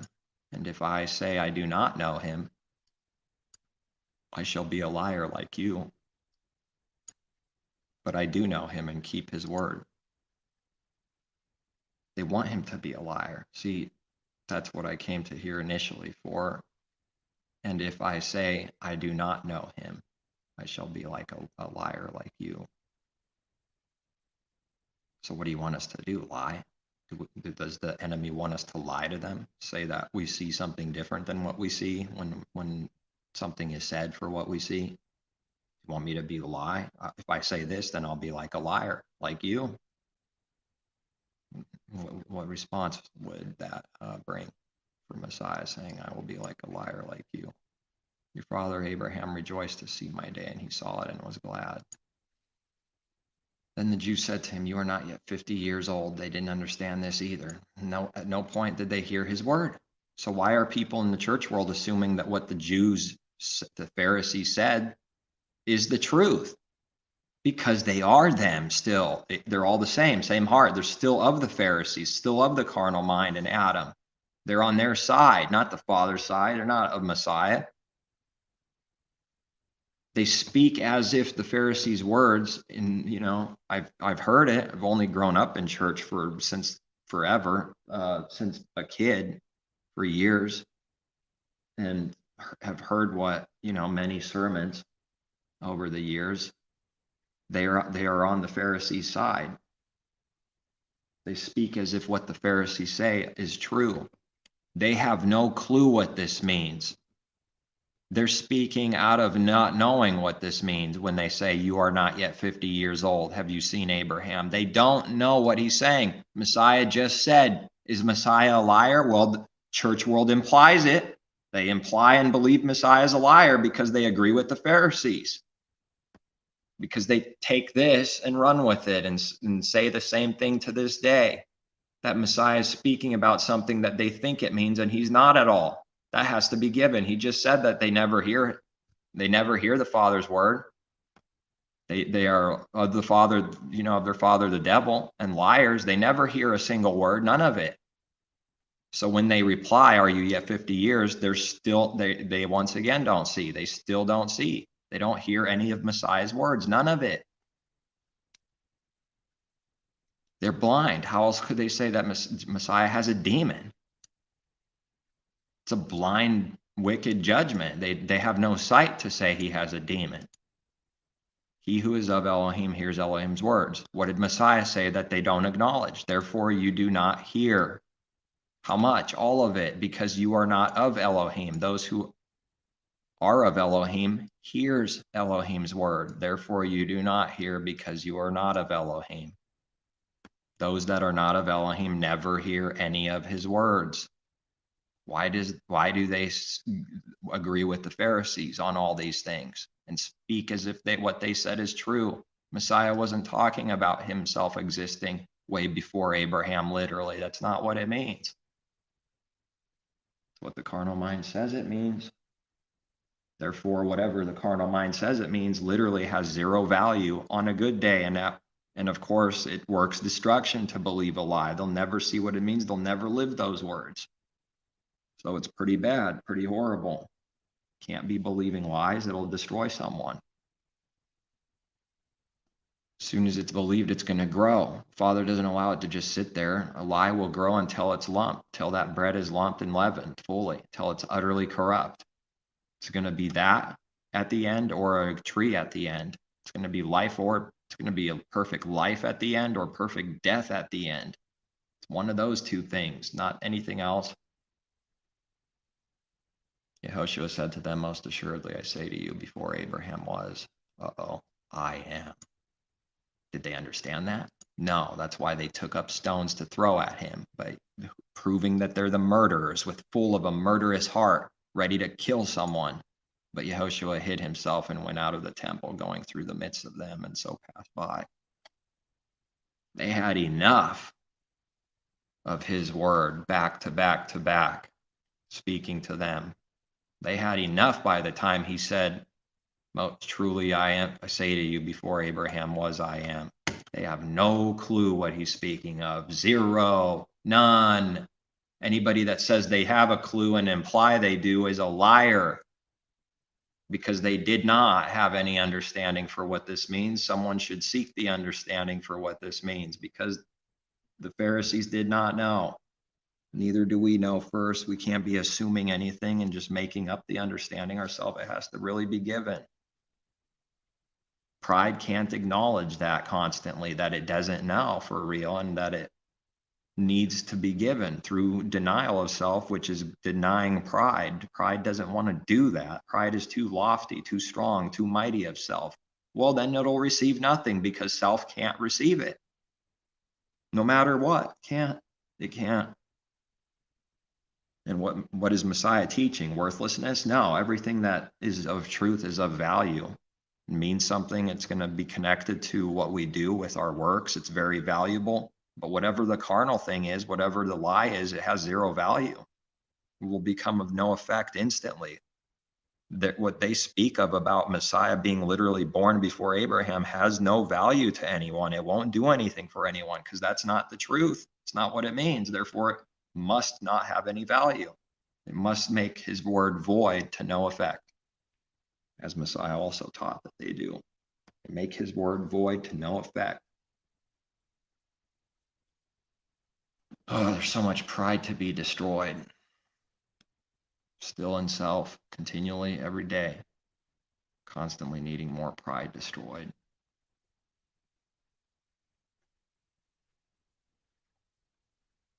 Now, I guess I went off on this, and the title was about being commended. I spoke a little bit about it.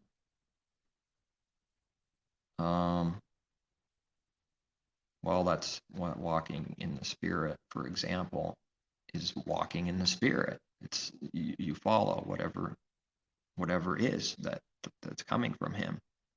Don't follow my own way. I don't know what's next in the next 5 minutes. I don't know what I'll say. I have no clue. And if I do, I'm already going in a delusion if I have a clue, because there's no reality to it. It's how false prophets work. Here, I'll create something, and now I'm going to force myself to make sure I sound and look like I'm talking about the title perfectly at all times, and then follow this plan like a robot, the hand before his word. God-man running in front of the Creator as if he could do that. And then the Father's word is way behind. His word has to be in front of us, and we follow. Whoever is in front is actually in a delusion and are lost. They just think they're in front, creating and blazing their own trail. They have no clue where they come from or where they go, but the one that follows Messiah, he comes from the Father and is going towards the Father and with a purpose, and he knows where he's going and where he comes from. So anyone that follows Messiah through not knowing where we go the next hour, we can know where we come from and where we go and not be lost because we're following him. While we don't know, we know. It sounds contradicting at all times. For not knowing, we will know. We'll be guided by the pillar of fire and a cloud by night, and pillar of fire by night rather, and a cloud by day. We follow. Can't do it ourselves. There's no reality to it. The Father will allow someone to think that they can do it themselves and that they're actually doing it. And then that fall is coming, and it's going to be bad, and it's going to stay fallen, and it's deceiving like that because of his patience on sin and evil. Next thing you know, it's someone's down the line in their life and they're just utterly lost and destroyed. They don't even know how they got there because it was all blind that whole time. It's like being asleep. You look back and there's nothing to see because being asleep, there's nothing going on. It's a little frightening. It is frightening to be literally lost, isn't it? Something like that.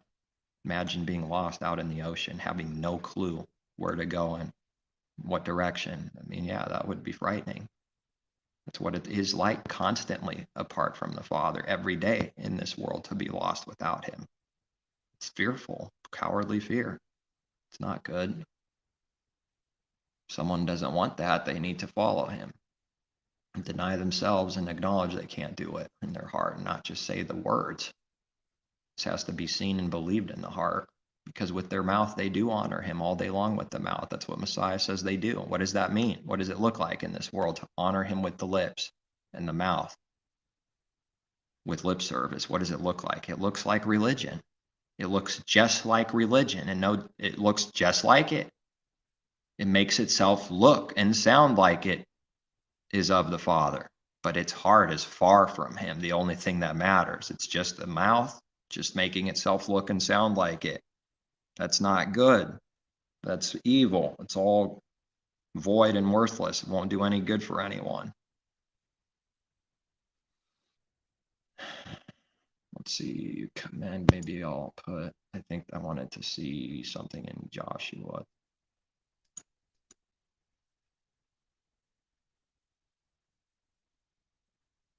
Where is it? 23, I think, 12 maybe.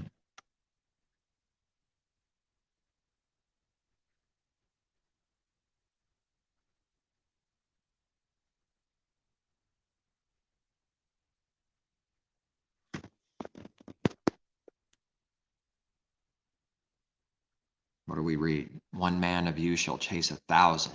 Does that make sense to the carnal mind? Is that how the world believes and runs? Absolutely not. One man shall chase 1,000. It's reversed. 1,000 is 1,000 times more powerful than one. The truth is that 1,000 will chase one. One will chase 1,000. It's reversed. It's trusting in itself. It doesn't believe in the power of the Creator at all. Power in numbers, right? It does look like it, doesn't it? It's pretty deceiving. There's no power there. It doesn't matter that it looks like it. It's all it is it looks like it. There's no actual power in numbers. Because what the world is speaking of isn't of the Father's truth at all. Where they're speaking from and out of from their heart has nothing to do with the truth. It's already completely off the tracks. It's not even in the ballpark. Every time Messiah spoke to the Pharisees, their replies had nothing to do with the truth. Messiah is not speaking about what they're literally thinking of. Their literal thoughts have nothing to do with Messiah's words and what Messiah is saying and what he sees. What they are thinking has nothing to do with Messiah's words at all. Literally in their heart, their very thoughts have nothing to do with what Messiah sees and what it really means, his words. That's the enmity that's always going to be there. It's a constant problem. One man of you shall chase 1,000, for Jehovah your Elohim is he who fights for you. How do you fight yourself if he fights for you? You can't. The moment someone fights for themselves, they don't have the Father. They seek vengeance and revenge. They do their own works. Does it look like he fights for us? No, because it will look like we're just doing some work of ourselves to the world. It won't look like the Father fights for us. So we'd be accused that we do the same thing that they do. Our image gets blasted daily. It starts being destroyed. We start not caring about the image for real more and more. It gets blasted daily. That's what needs to happen. No, the world won't believe his people, and they will never believe they're doing good. They won't believe. The world desperately needs others to believe their lie and image. It's the very precious cover for sin. Someone desperately needs a random stranger to believe their lie, to believe a certain image. They desperately need it. Desperately. I know what this is, and I know I've done it. Everyone's done it. Everyone's doing it that doesn't know the Father continually with no change at all. This is what needs to be destroyed, the worshiping of self's image and the need for others to believe and buy the image that we're selling. We can't be selling some kind of lie. It's not what truth is. It's not buying or selling anything at all. There's nothing to sell here. It's not some worthless product for our own gain.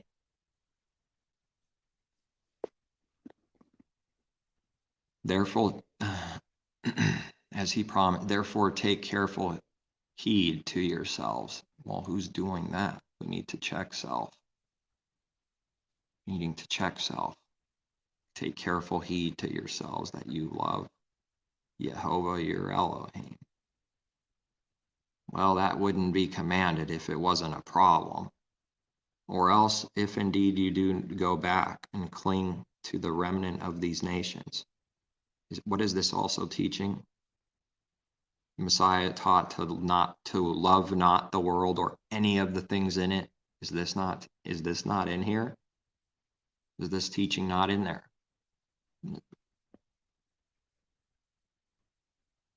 If indeed you do go back and cling to the remnant of these nations, these that remain among you, and make marriages with them, and go into them, and they to you, know for certain that Jehovah your Elohim will no longer drive out these nations from before you, but they shall be snares and traps to you, and scourges on your sides and thorns in your eyes, until you perish from this good land which Jehovah your Elohim has given you. Behold, this day I am going the way of all the earth, and you know in all your hearts and in all your souls that not one thing has failed of all the good things which Jehovah your Elohim spoke concerning you. All have come to pass for you, and not one word of them has failed. Therefore, it shall come to pass that as all the good things have come upon you, which Jehovah your Elohim promised you, so Jehovah will bring upon you all harmful things, until he has destroyed you from this good land which Jehovah your Elohim has given you. When you have transgressed the covenant of Jehovah your Elohim, which he commanded you, and have gone and served other gods and bowed down to them, then the anger of Jehovah will burn against you, and you shall perish quickly from the good land which he has given you. Just one thing or both things? The good and evil, the hurtful and the good?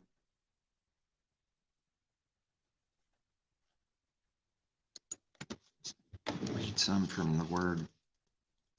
Search for commend.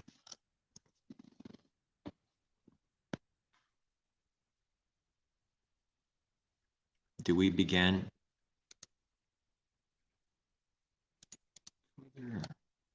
Do we begin again to commend ourselves? He says again because that's all that was done first.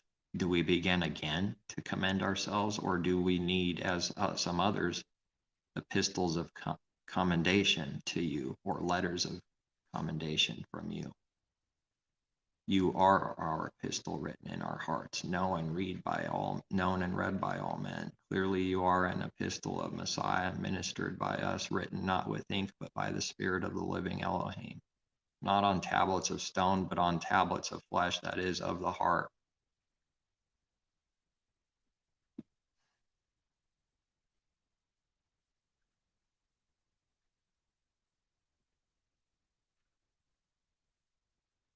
We have such trust through Messiah towards Elohim, not that we are sufficient of ourselves to think of anything as being from ourselves, but our sufficiency is from Elohim, who also made us sufficient as ministers of the new covenant, not of the letter, but of the Spirit. For the letter kills, but the Spirit gives life.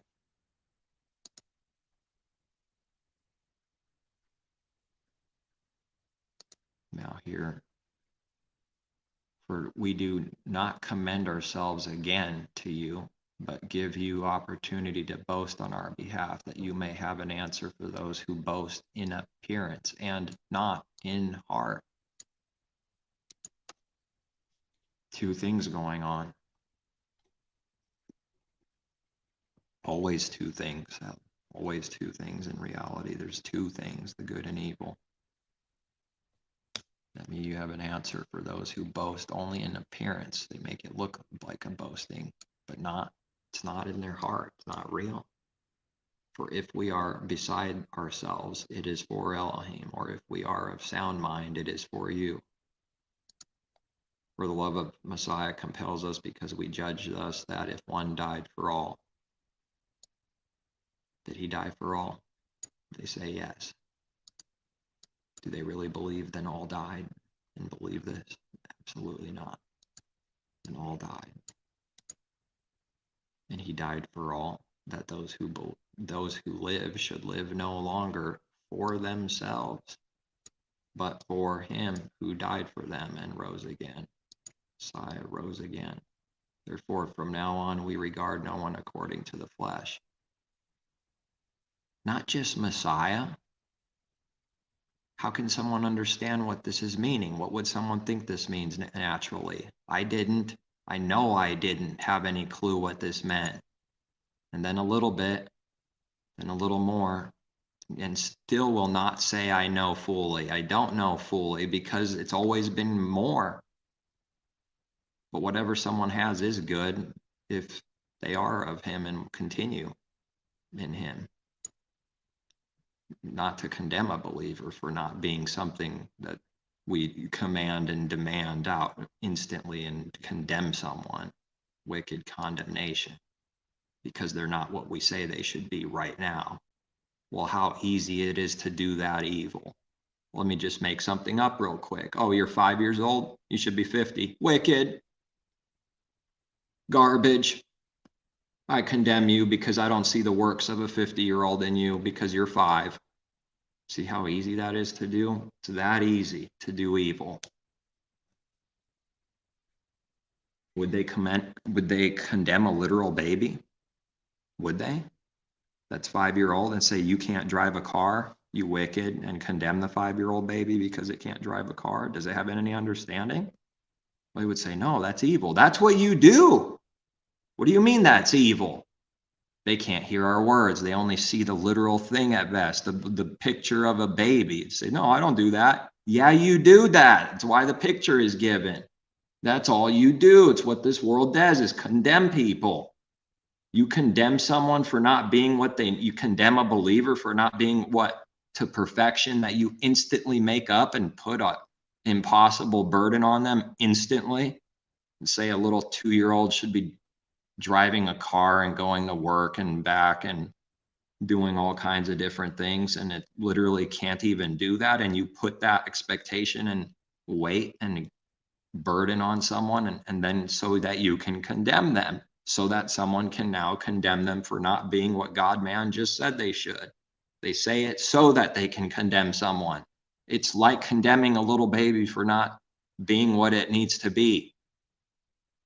It's the same thing. That's the picture.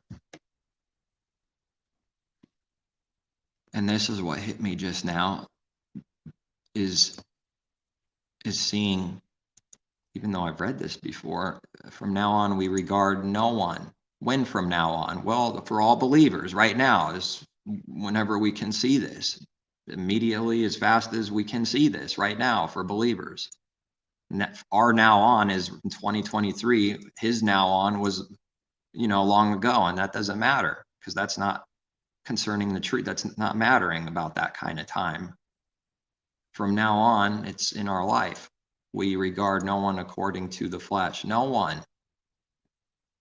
Even though we have known Messiah according to the flesh, yet now we know him thus no longer. What does this mean? That he doesn't exist? No, it doesn't mean that. Not even 1%. I've seen this. I know what that carnal mind would think because I've thought it. People just stay away from what they're afraid of and pick a few things in their denomination to speak on and then just leave out all the rest and get stuck on those few things and just leave out all the rest. Another denomination might have something that they touch on literally, as far as like bringing up the literal word that the other doesn't much or doesn't at all. And then they dump the rest. And then another one, a little bit different. And that's why it's so confused and messed up, because it's working like this. But here, I should not regard anyone anymore according to the flesh. This doesn't mean that they don't exist. That's just it's a worthless meaning, and it doesn't mean that at all. It never meant that. Believers right now should be regarding no one according to the flesh. So what does it mean? Because it obviously doesn't mean that someone just disappears and doesn't exist, as if the literal flesh is the problem. It is the problem, but not literally. That's not ever been the meaning. Like, okay, my finger, let me cut it off now. I'll blame my finger. No, it's the heart. It's the works of the flesh, but not literally.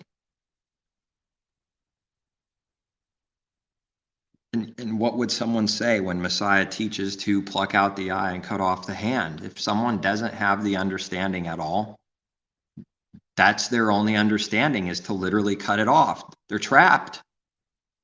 Either they're going to have to go so blind through pride to actually say, yes, we believe you should be doing that, that it means to literally cut it off. I've heard it. My own brother said this. I was astonished when I heard it. What? Have you ever seen someone cut their hand off? Is that what everyone in church is doing, is cutting and plucking out their eyeballs because they obey those words? How could the blinding be so strong? Now, if they don't go there because, they see something about that fearful thing that it will make them look bad. It will look stupid, look evil, because they don't see whatever the truth is on it. Then you just stay away from it. You hide. You pretend it doesn't exist. That's what people do in their heart with all his word. Just pretend it doesn't exist. It goes away. It's buried. It's never seen again in someone's heart. Never questioned, never thought about. It's gone.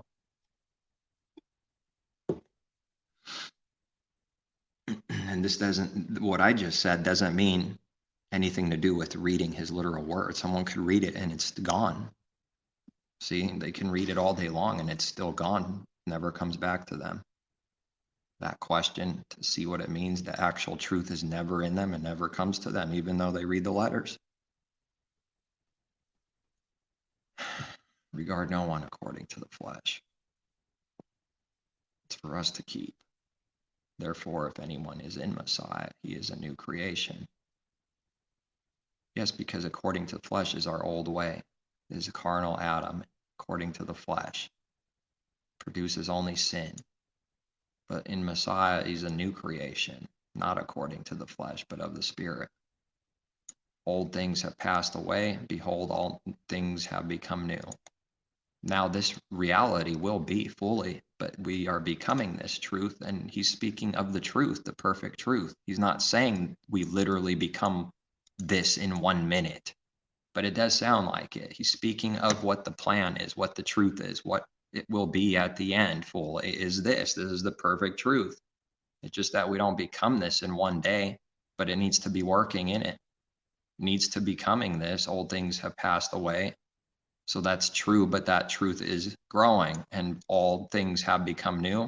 That's true in a believer, but that's growing. It's getting bigger that all things have become new until it is. Till it's perfect. Now all things are of Elohim, who has reconciled us to himself through Yehoshua Messiah, who has given us the ministry of reconciliation or condemnation if it's hell.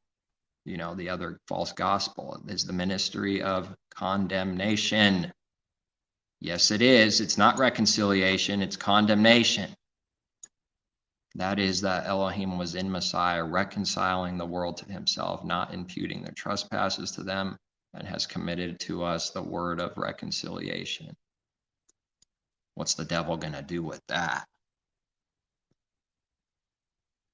Someone should be real careful constantly of what they do. Because what would the enemy like to do with this?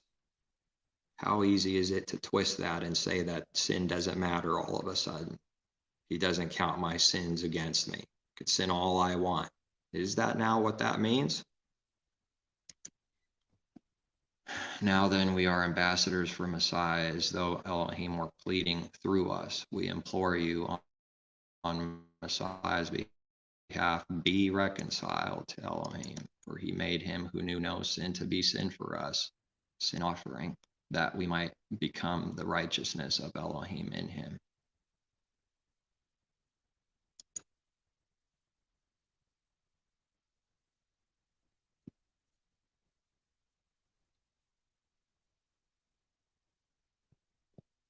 We then, workers together with him, also plead with you not to receive the grace of Elohim in vain. Now the other command, let's see, 2, 3, but in all things, okay.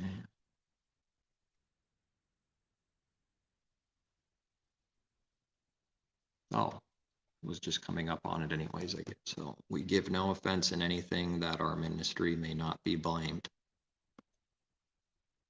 But in all things we commend ourselves. Just reading a couple of the other verses about not commending ourselves. Now the apostle is saying we commend ourselves in all things. But maybe the rest of it should be read, you know, that because this is a trick the devil likes to do. Maybe the rest of it should be read and not pretending like it's not there, so that they only take one part and make it look like whatever they want through their sorcery and wicked doctrine to make it become their own doctrine, make it sound like that. But in all things we commend ourselves as ministers of Elohim, not self, in much patience and tribulations and needs, in distresses, in stripes and imprisonments, and tumults, in labors, in sleeplessness, in fastings, by purity, by knowledge, by long suffering, by kindness, by the Holy Spirit, by sincere love, by the word of truth, by the power of Elohim, by the armor of righteousness on the right hand and on the left, by honor and dishonor, by evil report and good report, as deceivers and yet true, as unknown and yet well known, as dying and behold we live, as chastened and yet not killed, as sorrowful yet always rejoicing, as poor yet making many rich, as having nothing yet possessing all things. Is that offending anyone yet? Or, O Corinthians, we have spoken openly to you, our heart is wide open. You are not restricted by us, but you are restricted by your own affections. Now in return for the same I speak as to children, you also be open. Do not be unequally yoked together with unbelievers, for what fellowship has righteousness with lawlessness? What's someone going to do when they're given this? When separation needs to be made from light and darkness, from a believer from an unbeliever. Someone's going to claim we're running away from them, abandoning them, condemning them, doing every evil that they did to us, they will dump on us. Do they believe this word? What fellowship has righteousness with lawlessness? Nothing. They don't believe it. They don't do it. And what communion has light with darkness? Nothing. Does that mean to hate the enemy? No, it doesn't. And what accord has Messiah with Belial? Or what part has a believer with an unbeliever? What agreement has the temple of Elohim with idols? Nothing. For you are the temple of the living Elohim, as Elohim has said, I will dwell in them. Well, they don't believe the Father was in Messiah. Why? This word is of old. He's quoting the scripture. Leviticus 26:12, Jeremiah 32, Ezekiel 37. What, the Pharisees didn't believe this? The religion still doesn't believe this? I will dwell in them. What do they think that means? Father is in me, I in the Father. They didn't believe Messiah. What, they don't believe this? It was in their word all that time. Aren't they religious? Aren't they experts? They didn't believe the actual works of the Father that was done in Messiah. The works proved it. The literal works proved it. And walk among them, I will be their Elohim, and they shall be my people. Therefore, come out from among them and be separate, says the Master, says Jehovah. Do not touch what is unclean, and I will receive you. That's a promise. If someone doesn't do that, do not touch what is unclean. Repent. Don't touch it. We put away the unclean thing. Stop touching it, and he will receive us. I will be a father to you, and you shall be my sons and daughters, says Jehovah Almighty. 2 Samuel 7:14.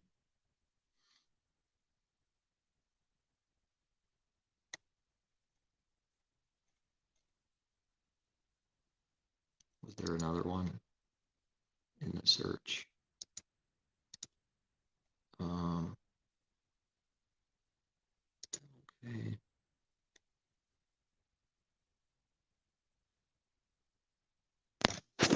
Oh, slip.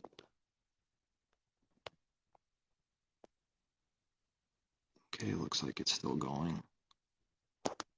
Okay.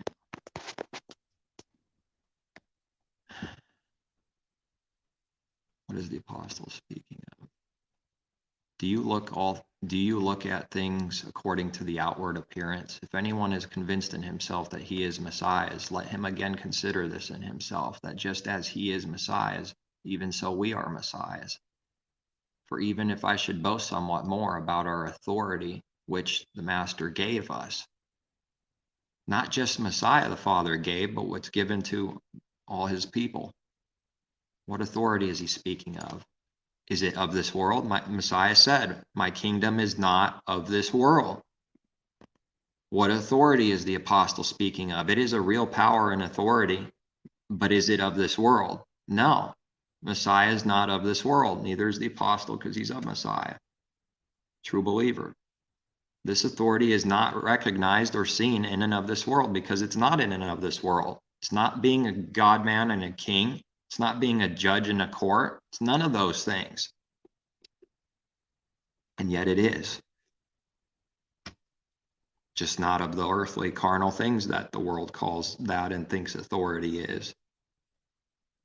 Completely different from above, which the Master gave us for edification and not for your destruction. I shall not be ashamed, lest I seem to terrify you by letters.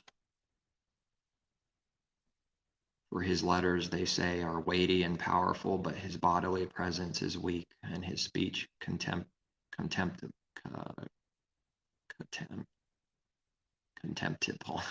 Of course, stuttering on that very word. So now he asks, do you look at things according to the outward appearance? His letters are weighty and powerful, but his bodily presence is weak, and his speech contemptible. Can't judge by appearance. Let such a person consider this, that what we are in word by letters when we are absent,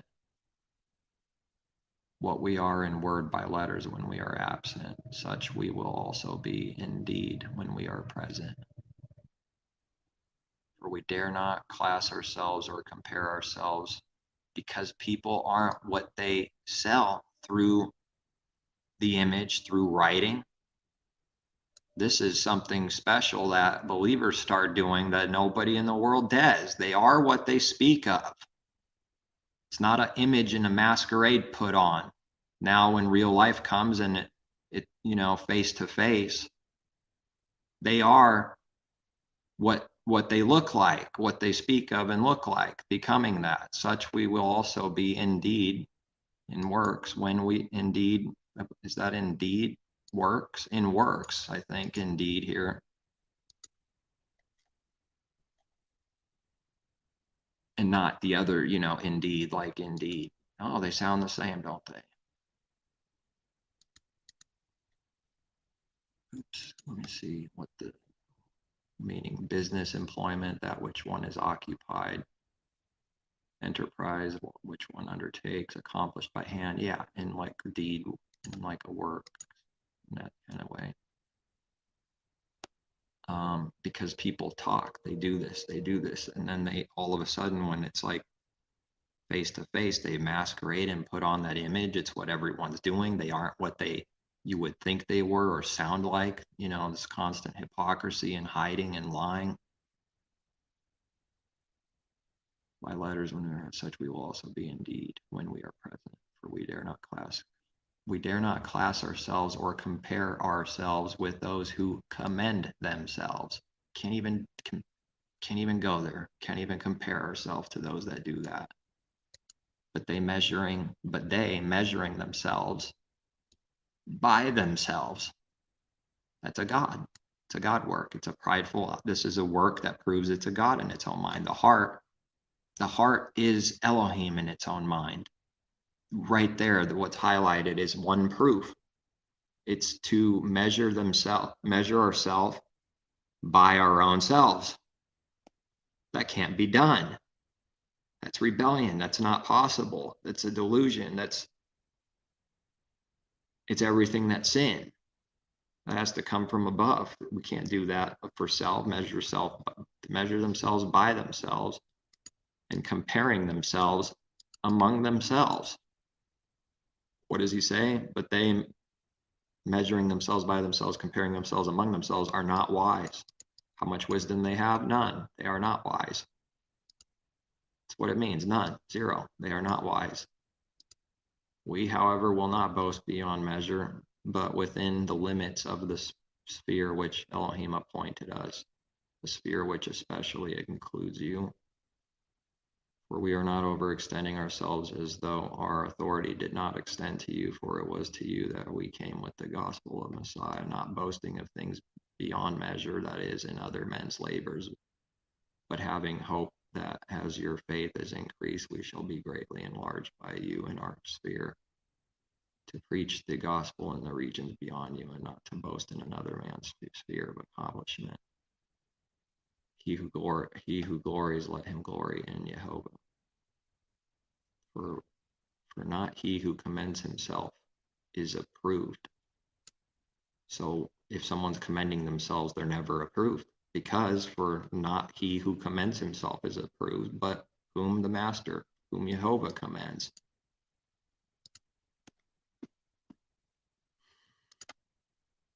I think that was all the commend specifically that I had searched.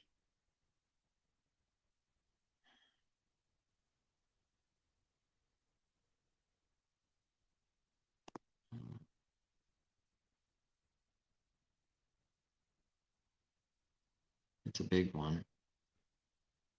It's something that is done everywhere. It's easy to do. It's natural. It's from self. It's from self's corruption. It's from pride. It's from insecurity. It's from all those things. From unrest. All the branches of evil connected to that bad tree.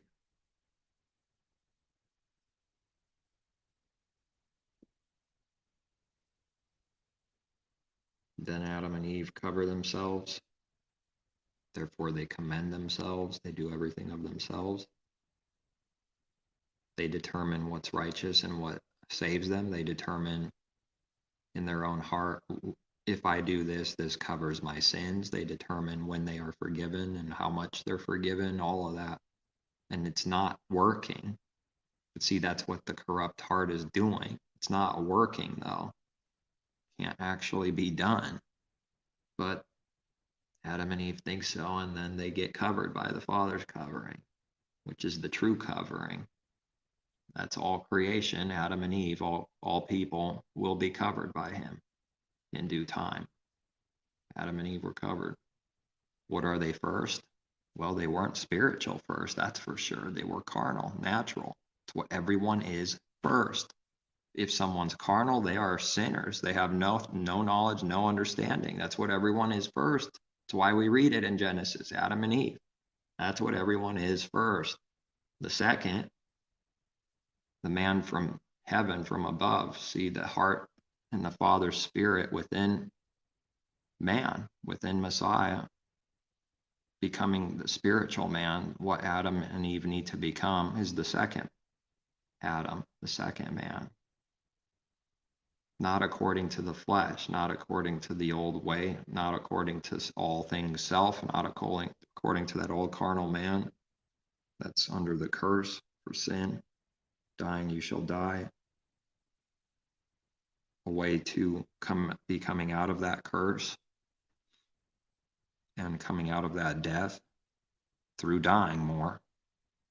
Yes, coming out of death while dying a different kind of death, the dying in Messiah, dying to the old man, which is a real dying, which means, if someone sees someone literally dying, they're slowly dying, that's not a pretty sight. That's not a good sight, is it? Well, I guess if it's a good sight to someone, that's pretty evil. But nevertheless, it can be seen. And that's something like what it is to be dying in Messiah daily. It looks like you're dying. People will see, the enemy won't understand. They only see death. They only see death. They only see negative and darkness. They see no life. They only see that a believer is dying to them. It looks like they're fading away because the very beast is dying for those that believe. Who and what they are is dying. And anybody that's not dying to this old man in Messiah, from their sight, it just looks like you're dying. Like You're perishing. Are you okay? Are you okay? What's wrong with you, man? What's wrong with you, man? Are you okay? Are you okay? You know, that's all they can see is death. How obvious is it, though, from the manifestation of it all? Look at the cross and the symbols and the images. It's all about death. They portray the death of Jesus very, very strongly, but where's the life? You know, and they will talk about the words, they will do that, but I mean, it's just interesting to know how strong that death is constantly. Dying, dying, dying. He died for you. Dying, dying, dying. He died for you. Blood, Messiah on the, stake, cross, dying with symbols depending on where, this is coming from, like whatever Catholic divisions and with these literal idols and the death, death, death. And they show that in the movies, right? Death, death, death. It's all about just dying. It's pretty clear what man is, death. All he sees is death and dying. And now a believer that's dying to the old man, which is good, that's going to look like, it's not going to look good to those that don't believe. You're going to think something's wrong with you. You're going to only see you that you're cursed to hide that they're cursed. They only see a curse, then you're dead, death. Well, they don't understand it, but that's all they can see is something negative and just dying and death. And it's actually a good thing, this death, but they don't see that. They just see a negative death, evil death. Dying to the old man and all those wicked works is bad, is evil to the enemy. That's not good to be dying to sin and dying to self. How could someone let their life go? You're dying, man. It's sick. We need to heal you, say the false prophets. We need to heal you. We don't, oh, you're close to the kingdom? You're almost tasting death that Messiah said no one can taste this death until they're born again from above, until they see the kingdom of Elohim through being born again. At that very same moment, then someone is tasting death to see the kingdom. Some of you standing here will not taste death until, how is it said? We'll find it.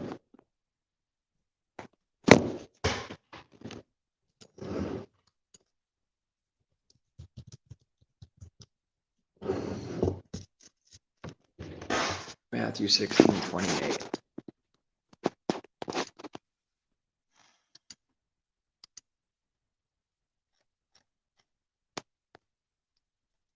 Truly or surely, here we have, I say to you, there are some standing here who shall not. Yeah, okay, I wasn't saying it right. I think I was saying who shall taste. Did I say it not?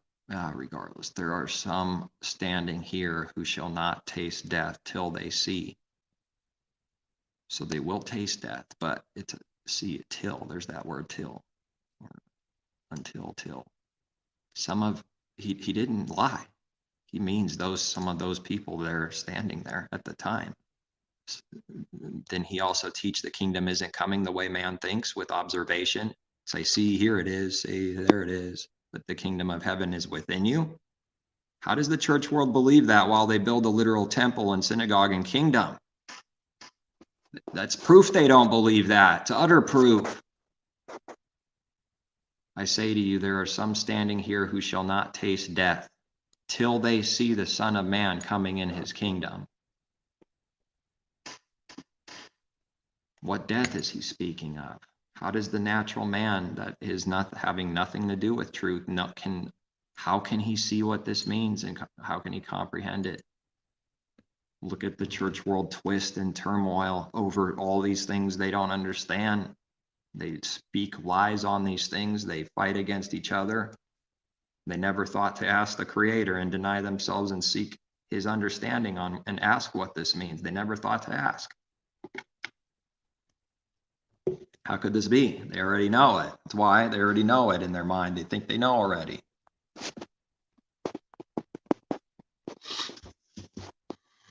Believing the lie of the devil that you shall be as Elohim, you shall know good and evil, your eyes will be opened. For sinning, for breaking the Father's command. No, that's a lie. Biggest lie there is. There are some standing here who shall not taste death till they see the Son of Man coming in his kingdom. Now, when someone believes, they start tasting death, even though they don't even know anything about it in the beginning. It's still true. They'll find out a little bit later. That sounds insane, doesn't it? I mean, that's proof that it's the Father working, and it's not our own works that we were doing. Don't even realize that someone is being moved by his Spirit until a little later. And so this is what it needs to be, as the apostles said, caring about the dying of Messiah, the dying of the body of Messiah, caring about the dying all the time of Messiah. Speaking of that death, carrying it around every day, dying more, is to see the Son of Man, is to see in his kingdom. Now, see now.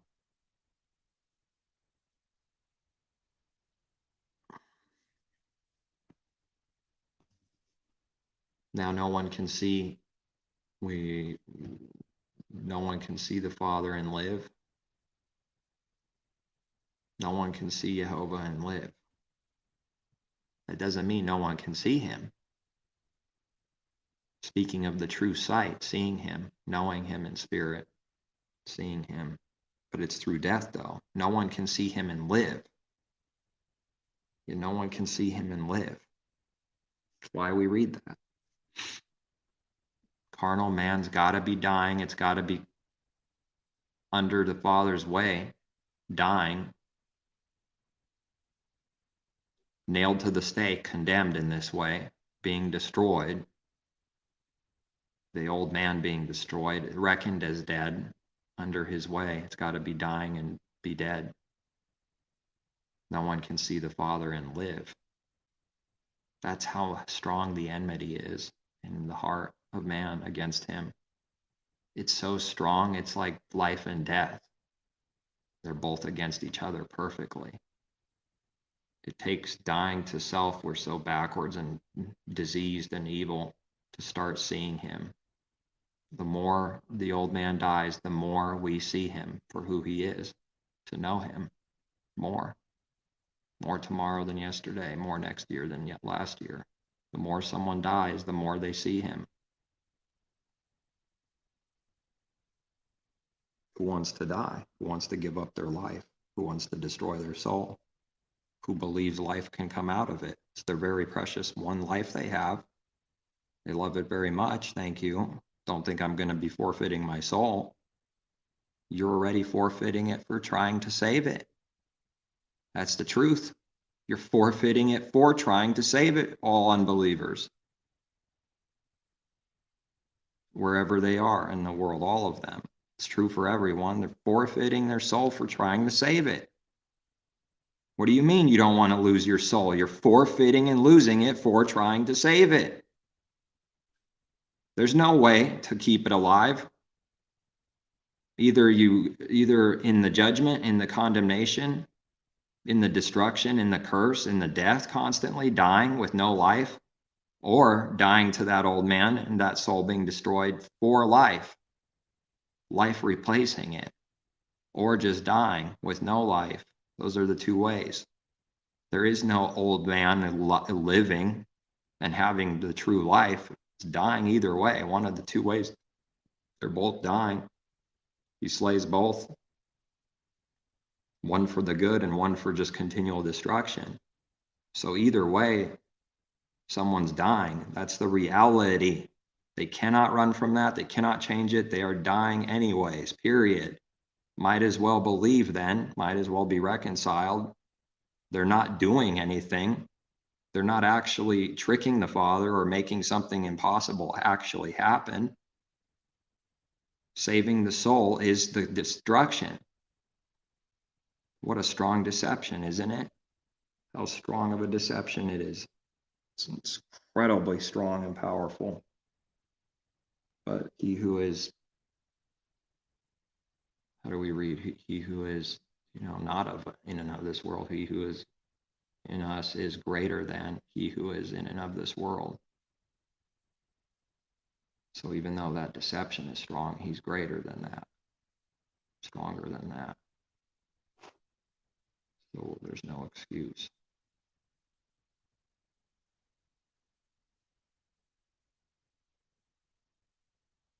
But if someone wants death, then, we let them be.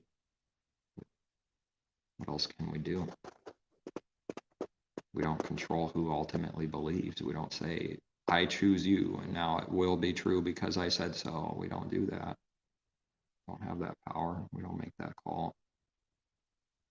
But we're supposed to want someone to believe and do whatever the Father is moving someone to do his good works, anyways, even knowing that most won't believe. Anything other than that is the lie and corruption and evil.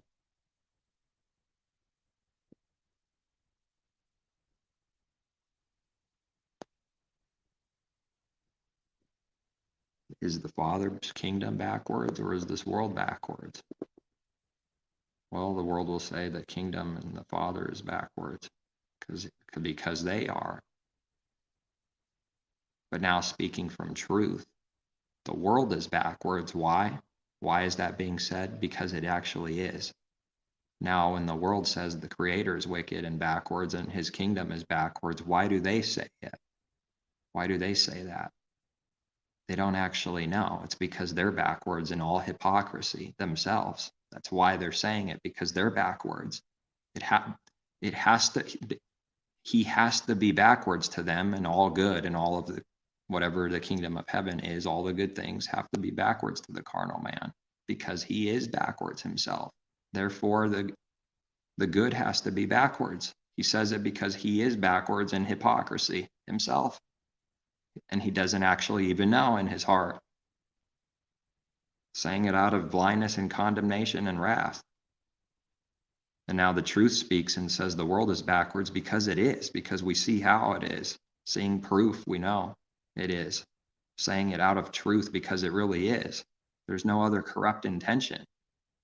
That's the perfect thing. That's the good thing. That's why it's said, because it is. That's it. It's that simple. There's no corruption in his truth. There's no secret intention for self-gain and all these lies and tricks and deceptions. It's because it is.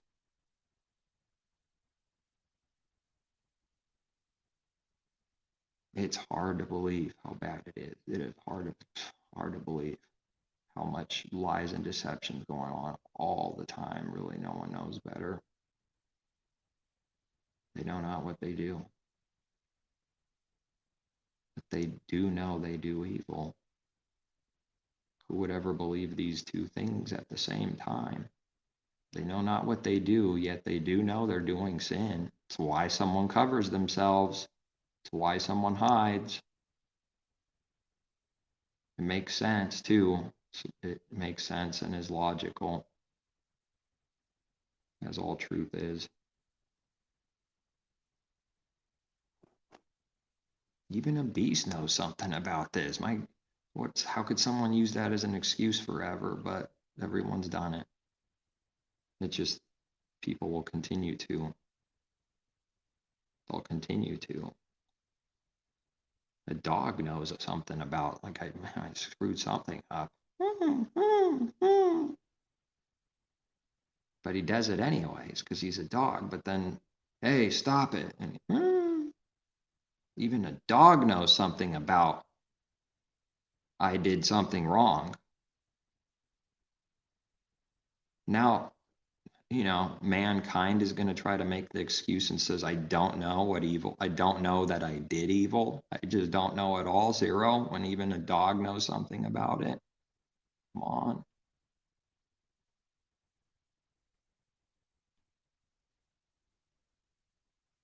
So that's for believers to know, so that we don't make that excuse, because it's very easy to do. Cut it off. Like Messiah teaches to cut it off. Cut it out, as he said. Cut it out. Knock that off. Stop it. Cut it out, cut it off, pluck it out at the first sight, if possible. Right away, because as soon as it's not cut off, it grows. It keeps growing. So it would be better if it's cut off right away, soon. The lie, deception, sin, whatever it is for evil, cut it off. That would be the good thing, is cut it off right away. That the hand that causes sin, offense, the eye that causes offense, sin, pluck it out. How do we do that? We acknowledge the truth to the Father, exactly what is in the heart, guilty as charged, asking whatever comes to mind for anything concerning truth, for help, and not lie, not play deception, not justify, not secretly try to hide something and twist it, not bribe him. He doesn't take bribes. All these things have to be done. As if a believer doesn't have a lot to repent for. How about every day? Every day. Every day.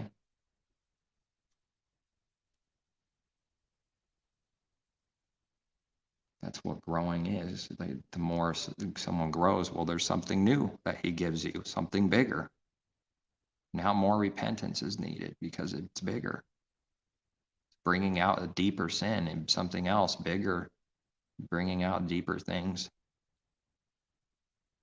that we thought were there, thought we did it fully, and it wasn't fully. It was just some or a lot, but in part, until it's filled up fully. The whole kingdom works like that. It's just incredibly important that the whole kingdom is growing. It's the only way. There is no other way. All truth is seen through that, through growth. It's not an excuse to sin. It's not a license to sin. It's just the truth.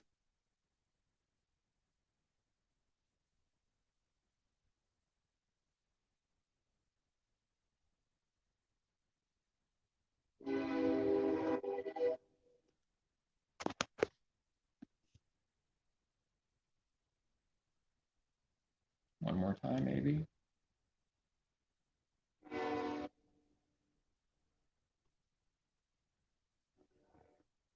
No.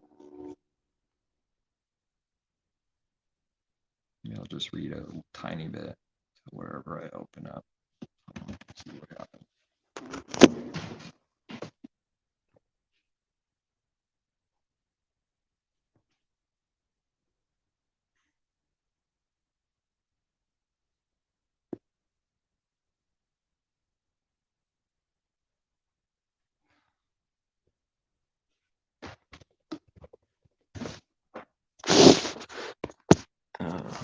13% battery life.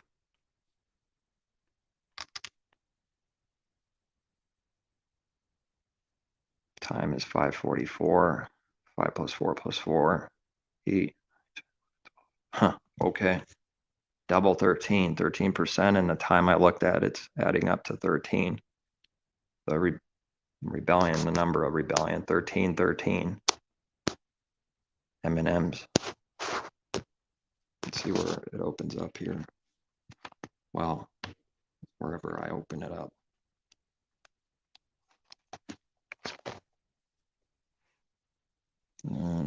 Isaiah 18.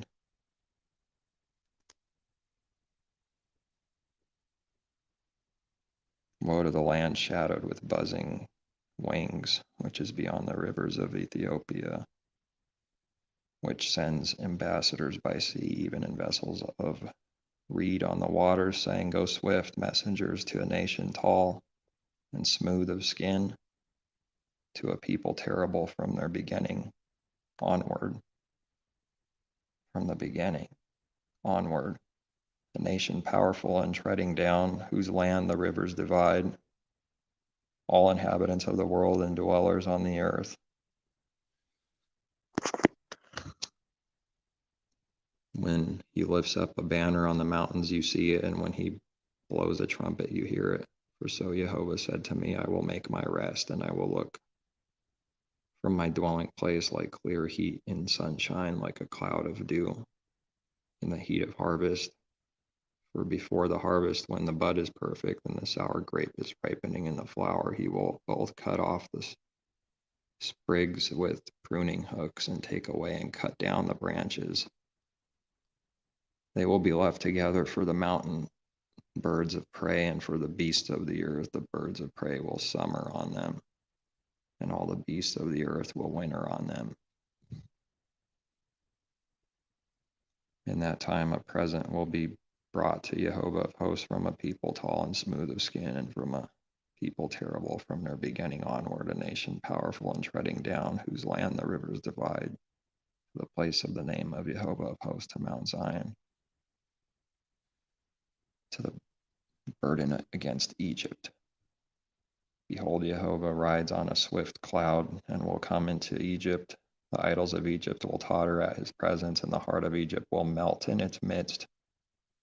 I will set Egyptians against Egyptians. Everyone will fight against his brother. What did Messiah say? What was that? What was that he said is coming? Nation will rise against nation, brother, everyone against themselves. Well, maybe it's always been true. Yes, it's always been true, and it's coming. I will set Egyptians against Egyptians. Everyone will fight against his brother, and everyone against his neighbor, city against city, kingdom against kingdom. The spirit of Egypt will fail in its midst. I will destroy their counsel, and they will consult the idols and the charmers, the mediums, and the sorcerers.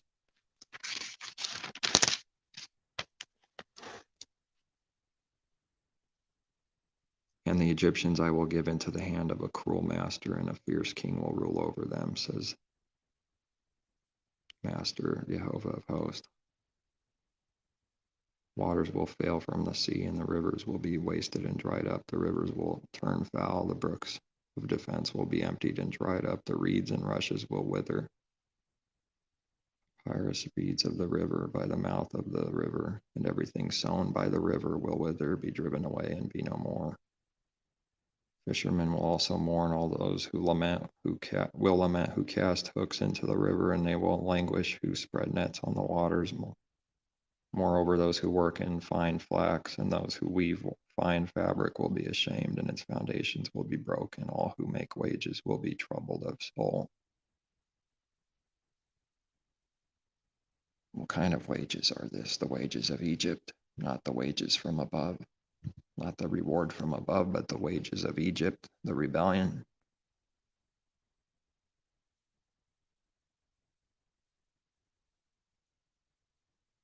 Pharaoh's wise counselors give foolish counsel.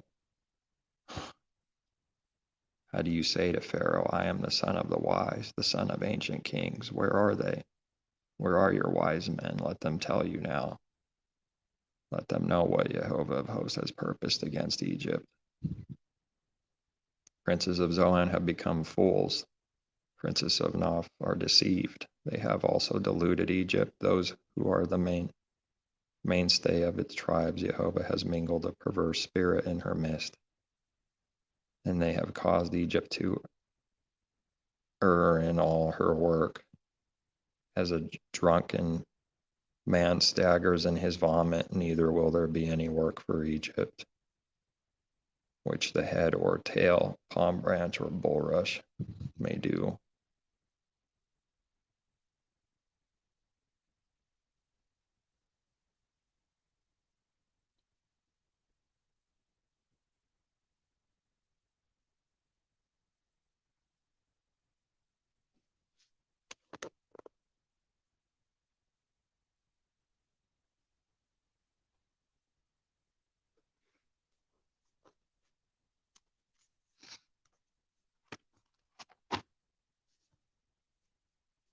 I think that's it.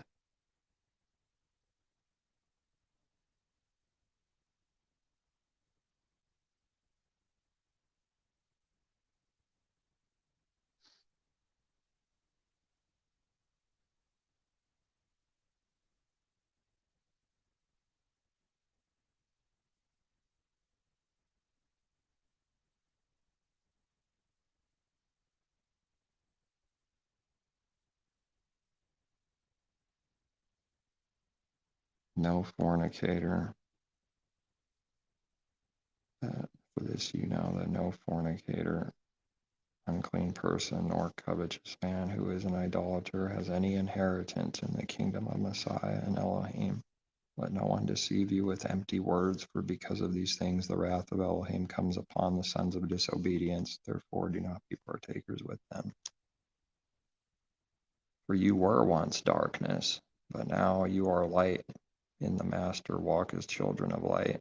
For the fruit of the Spirit is in all goodness, righteousness, and truth, finding out what is acceptable to the Master, and have no fellowship with the unfruitful works of darkness, but rather expose them. For it is shameful even to mention, to speak of those things which are done by them in secret.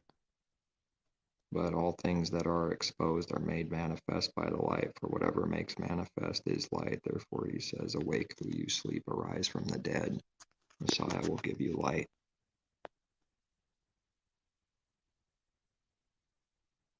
Redeeming the time, walking as wise and not as fools, because the days are evil. Anyone saying the days are good is a liar, just doing evil. Days are evil in this world. Understand what the will of the Master is, and do not be drunk with wine, in which is dissipation, but be filled with the Spirit, speaking to one another in psalms and hymns, spiritual songs, singing and making melody in your heart to the Master, giving thanks always for all things to Elohim the Father, in the name of our Master Yehoshua Messiah, submitting to one another in the fear of Elohim.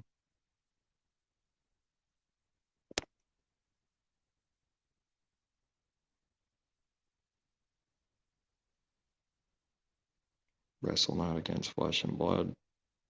How true is that? But against principalities, against powers, against the rulers of the darkness of this age, against spiritual hosts of wickedness in the heavenly places.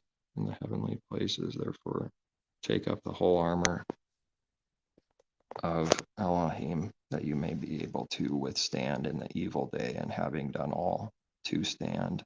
Stand therefore, having girded your waist with truth, having put on the breastplate of righteousness, and having shod your feet with the preparation of the gospel of peace. Above all, taking the shield of faith,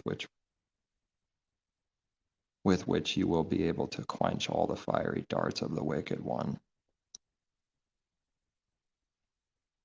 Being watchful to this end with all perseverance and supplication for all the saints, and for me, that utterance may be given to me, that I may open my mouth boldly to make known the mystery of the gospel, for which I am an ambassador in chains, that in it I may speak boldly as I ought to speak. All right, stop there, yes. Nothing but truth. Every word is true. All